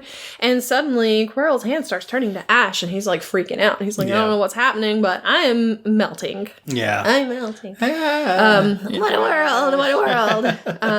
Yeah. So he starts turning into ash, and he's like, I don't know what just happened, but now I have no hand, so I'm gonna attack again. Yeah, it's the only logical thing you can do. So he goes to attack him again, or no, he's going after the stone. That's what it is. So he's going after the stone, and Harry has to stop him. So he puts his hands on Quirrell's face. Yeah. And his face starts cracking and everything and starts turning into ash. And then he just turns into ashes, and there's a robe. There's just a robe there. Yep. And suddenly this mist ghost kind of thing comes out of where Quirrell was. Yeah. Which is Voldemort, of course. Yeah. And goes through Harry. Yeah. The real Michael Jackson pose. Yeah. Harry falls down. The ghostly looking thing, the spirit, makes its way out of the chamber or whatever. Exactly. And then the next thing we see is Harry was waking up in the hospital wing. Yep. And tons of candy. He's got lots of candy. He's got some get well cards. Dumbledore's there. And he's like, what is it? Something about what happened with you and Professor Quirrell is a secret, which means everybody in the school knows. Yep. Because, nobody can keep a secret at Hogwarts. So everybody knows that he defeated Quirrell, and that I guess they know that Voldemort was there. I don't really know all of the specifics. Yeah. He explains to Harry that because his mother sacrificed herself for Harry for Harry when he was a baby, then that put some kind of love spell on him. Protection spell on him. So now evil can't hurt him or something. I don't know. At least in that one instance. Yeah. It might have worn off now. Yeah. So he was safe from Voldemort, and that's how he was able to win. Yeah. But it only affected his hands, apparently, not his neck. Well, I guess it's just if he touches... Because that was Quirrell touching him, not him touching Quirrell. Yeah, but still, isn't a protection spell supposed to be if somebody comes at you? If somebody chokes you out or tries to choke you out, you would think so. Yeah. But anyway, I don't know. A lot of this doesn't make sense. So Harry's fine. Everything's good. Dumbledore's like, well, I'm going to leave now, but before I go, I'm going to grab one of these beans and... hope for the best, and it's not the best. It's use earwax. A toffee, which is not a good one to go for. Excuse me? It's not. No, toffee is amazing. Toffee's good by itself. In jelly bean form, it's not. Oh, nothing's good in jelly bean form. I hate jelly beans. Oh, that's not true. Jelly beans are great. No, they're not. Not these jelly beans, but, other jelly beans are so good. No. Starburst jelly beans. Okay, I will give you that. Thank Those you. are the only ones that are good. Maybe. If you get, like, generic jelly beans, those suck. They're so bad. Yeah. Like, you get Easter jelly beans. Yeah, those suck. That's fair. That's nasty. Yeah. That's nasty. And even, like, some Jelly Belly jelly beans are disgusting. Yeah, there's some bad Jelly Bellies. Who likes buttered popcorn? I know people. I know people who like It's it, terrible. and I question their decisions. I question their life choices. It's very bad. So, yeah, but... I don't know what's wrong with these people. I don't know. I don't like most jelly beans. Yeah. But, yeah, he does not get a nice flavor. He gets earwax. He does. Alas, earwax. But he eats it anyway. So, I mean, obviously it wasn't... You gotta go with it. Obviously it wasn't too bad. I mean, yeah. Because he ate the whole thing. Probably pretty salty. Ugh. But, yeah, so there we go. He leaves. Harry gets to finally get out of the hospital wing. He sees Ron and Hermione. They're both good. Yep, yay, everything's great. And then they go to the Great Hall for the final feast. Yeah. Where Slytherin stuff is everywhere because Slytherin has won the House Cup. Points. Yep. So they go over. Dumbledore starts talking. He's like, "Okay, well, these are the points for the House Cup. Gryffindor's in last place with whatever amount it was. Then Hufflepuff, then Ravenclaw, and Slytherin wins. Except." Oh God, just the worst. Another running theme through the books. The biggest jerk here. I'm sorry. That's awful. So mean. Why?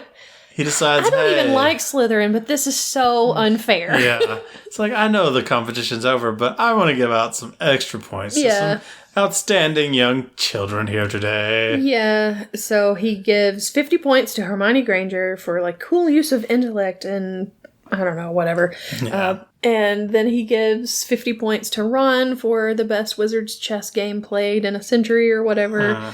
Then he gives 60 points to Harry for... being Harry Potter. And then we didn't even talk about what Neville did. Yeah. But before Neville tried to stop him. as they were trying to leave, Neville tried to stop them and they put him in a full body bind curse. Yeah. And he just falls over. Up. It's so mean. I love Neville. Yeah. So Neville, he gives 10 points to Neville for standing up to his friends. Yeah. Because he knew what's right. Exactly. And then we tally up all the points and guess what? They beat Slytherin by 10 points. Oh my goodness. So Dumbledore changes, he like claps his hands and all of the like Slytherin stuff turns into Gryffindor stuff. It's just awful. It's so mean. It's messed up. Come on. I mean, I know you're supposed to not like Slytherin, but like I said, that's just rude. Yeah, it's messed up. I mean, these are kids. Yeah, come on. Seriously. Not all of them are Draco Malfoy. It's so unfair. Anyway, so yeah, we find out that Dumbledore's kind of a jerk. Yep. And that's... He leaves, says goodbye to Hagrid, and off he goes back to the Dursleys. Hagrid gives him a photo album of his parents. Yep. And he's like, okay, cool, thanks, Hagrid. I'm going to go now. And so they get on the train, and they're like, oh, it's so weird going back home. And he's like, I'm not going home. Not really, or whatever. I can't remember exactly what it is, but basically, it's Hogwarts is his home now. Yeah. I mean, which is better, the Dursleys or Hogwarts? I don't know which one's better. They're both pretty bad. All right, so that's the movie. Yay! That's it. And I think I like the movie. Maybe I could see. I didn't hate Harry Potter as much in the movie as I did in the book. In this one, at least. Well, there's still time. I feel like you didn't really start hating Harry until a little further into the books. Yeah, probably. Especially book 4. Book 4 is where it's like, oh gosh, this again. I don't know. I hated it pretty early, but yeah. Yeah. So we'll see how it goes from here. I can see how it would be. I can see how it took off. It's a good movie for kids. It's a nice little adventure kind of thing. And it's also got like a little bit of a mystery. Yeah. So, yeah. And I like mystery, so. Yeah. So, for the movie, there's so many different candies and stuff related to Harry Potter. Yeah, I wanted to get like chocolate frogs or something, but those are kind of hard to find. I did find some, though, so we might have to try that. There were some back in Phoenix, so. They're very expensive, though. Where I saw weren't, though. I mean, the ones online and stuff probably, but yeah. Well, I mean, it was at a place in town. Oh, really? Oh, wow. Okay. Well, so... But we did not get chocolate frogs. We did not. We got your favorite that we know. Yeah, we got Bott's every flavor beans. We're not eating them tonight because this is an empty box that I'm holding because when we originally recorded this, we did try them. We did. We had 5 each. Yes. And it was a mystery of what we would get, of course, because we randomly drew. We randomly drew. We closed our eyes as we drew them. And then just stuck them in our mouth and hoped for the best.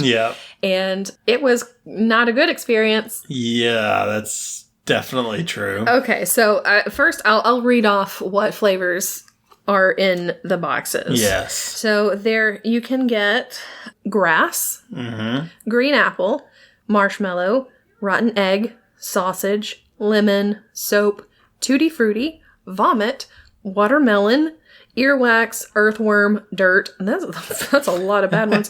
Cinnamon, cherry, candy floss, which is like cotton candy, booger, blueberry, black pepper, and banana. So those are the choices. Yes. And you can tell what they are by the color, which is why we had to close our eyes when we were doing it. Exactly. But what was interesting was the other person could see what that person was picking and be like, oh no, this is not going to be good for them. So we each did 5. Yeah. You got 2? I got 2 bad ones. Right. And I was thinking about it. I got 4. Oh, because you must have got a flavor that you didn't like. I got one twice. I got rotten egg twice or something. Did you? Yes. I thought you got I only had one good one. Are you sure? Yes, I'm very sure. I thought you got 2 good ones. No. I remember that I just did not. I had bad luck. I thought maybe you got watermelon or something, or green apple that you don't like at all anyway. I think I did get green apple. But what was the other one I got then? I don't know. I thought you got a lemon one, but maybe not. I didn't get lemon. No, you got soap and it had a kind of a lemony taste. Yeah. So you got soap, rotten egg, and black pepper. Yes, and they were bad. And I ended up getting rotten egg and booger. Yes. Which I thought booger at first was grass, I think. Yeah. Because I was like, I mean, it's not that bad. And then it got real salty. And I was it's probably a good thing that we lost that because at one point I gagged. It was gross. And yeah, it was going to have to be cut anyway because it was real bad. Yeah, for sure. I definitely cut that. Yeah. It was bad. The pepper was so I wouldn't expect that one to be so bad, but man, it was just so much pepper. It was like just dumping a pepper bottle into your mouth and just chewing on it. It's gross, man. It was the worst idea we've ever had. Yeah. And the thing is, we looked at all of them after what was left. There were so many rotten egg ones in there. There were. There were no vomit ones, though. So we didn't have to worry about that. We didn't realize it. But yeah, there were so many rotten egg ones. A majority of the jelly beans were bad ones. There were very few good ones. Yeah. I don't remember how many there were in this box. There were probably 30 or so. Probably. And out of those 30, there may have been 8 good ones. Yeah. It was not. It was not a good ratio. That's for sure. Yeah. I'm never buying those again in my life. No. I'm glad I kept the box though because it came in handy today. But yeah, it's a cool little box. Yeah, it's very cute. So I can't remember what we rated it last time. I hope it was a 0. Well, our rating system is 1 to 10. Yes, that's true. And 1 is break up. It's so bad with break up. And so I think I couldn't give it a 1. I may have given it a 1.5 just so it wouldn't be a 1. Because, I did get 3 good ones. Yeah, true. Good flavors in there. Yeah. But yeah, it's as low as it can go without. It's awful. Yeah, without actually breaking up. So honestly, I'd be okay with giving it a 1 and then saying 0 is breakup territory. Yeah, if we go in the negatives, we're fighting. Yeah, it was not a good experience. Yes. It was funny. It was. But it was awful. I am very sad we lost that audio because it was funny to listen and hear. Hear just me gagging. But there is 0 chance I'm eating those again. No, never. Never again. So, and then they have like Bean Boozled, which is very similar to this. Yeah. I'm never having those either. Yeah, You're not going to make me. I'm sorry. I don't plan on it. Okay, good. This was basically doing that, so. This is a one and done. Never again. We are good. No, thank you. So hopefully the next time we do a Harry Potter thing, we'll have something a little better. Nicer to eat. Hopefully. Or drink. Or drink. There's a lot of different options. That's true. I can make like butterbeer or something, even though you probably wouldn't like it because it's got butterscotch kind of stuff in it. Yeah, we'll see. But whatever. I mean, you suffered through this. I did. I mean, not as much as I suffered through it, but still, we suffered through it. We both suffered through it, so. I think I can handle a butterscotch. Oh, probably. I think you'll be okay. I think so. Yeah. So yeah, that was terrible. Yeah. What's the worst flavor that you've ever had? You can let us know on Twitter. We are at Having Fun Cast. Or Facebook at Having Fun Pod. Or you can send us an email at havingfunpod@gmail.com. Mm-hmm. Let us know your terrible stories. Yes. Have you ever had Bertie Bott's every flavored beans? And did you have the vomit one? Yeah. Or the rotten egg? Or soap? I'm pretty sure grass probably tastes okay. Yeah, it tastes like grass so much. Yeah. I don't know. I've had beers that are purposefully meant to taste like grass, and they do. It's not bad. Yeah, grass is probably like the least bad of the bad ones. Yeah, probably so. Unfortunately, neither of us got that one. Yeah. Oh, boy. But yeah, so thank you for joining us for this extra long episode. Oh my god, I'm so sorry.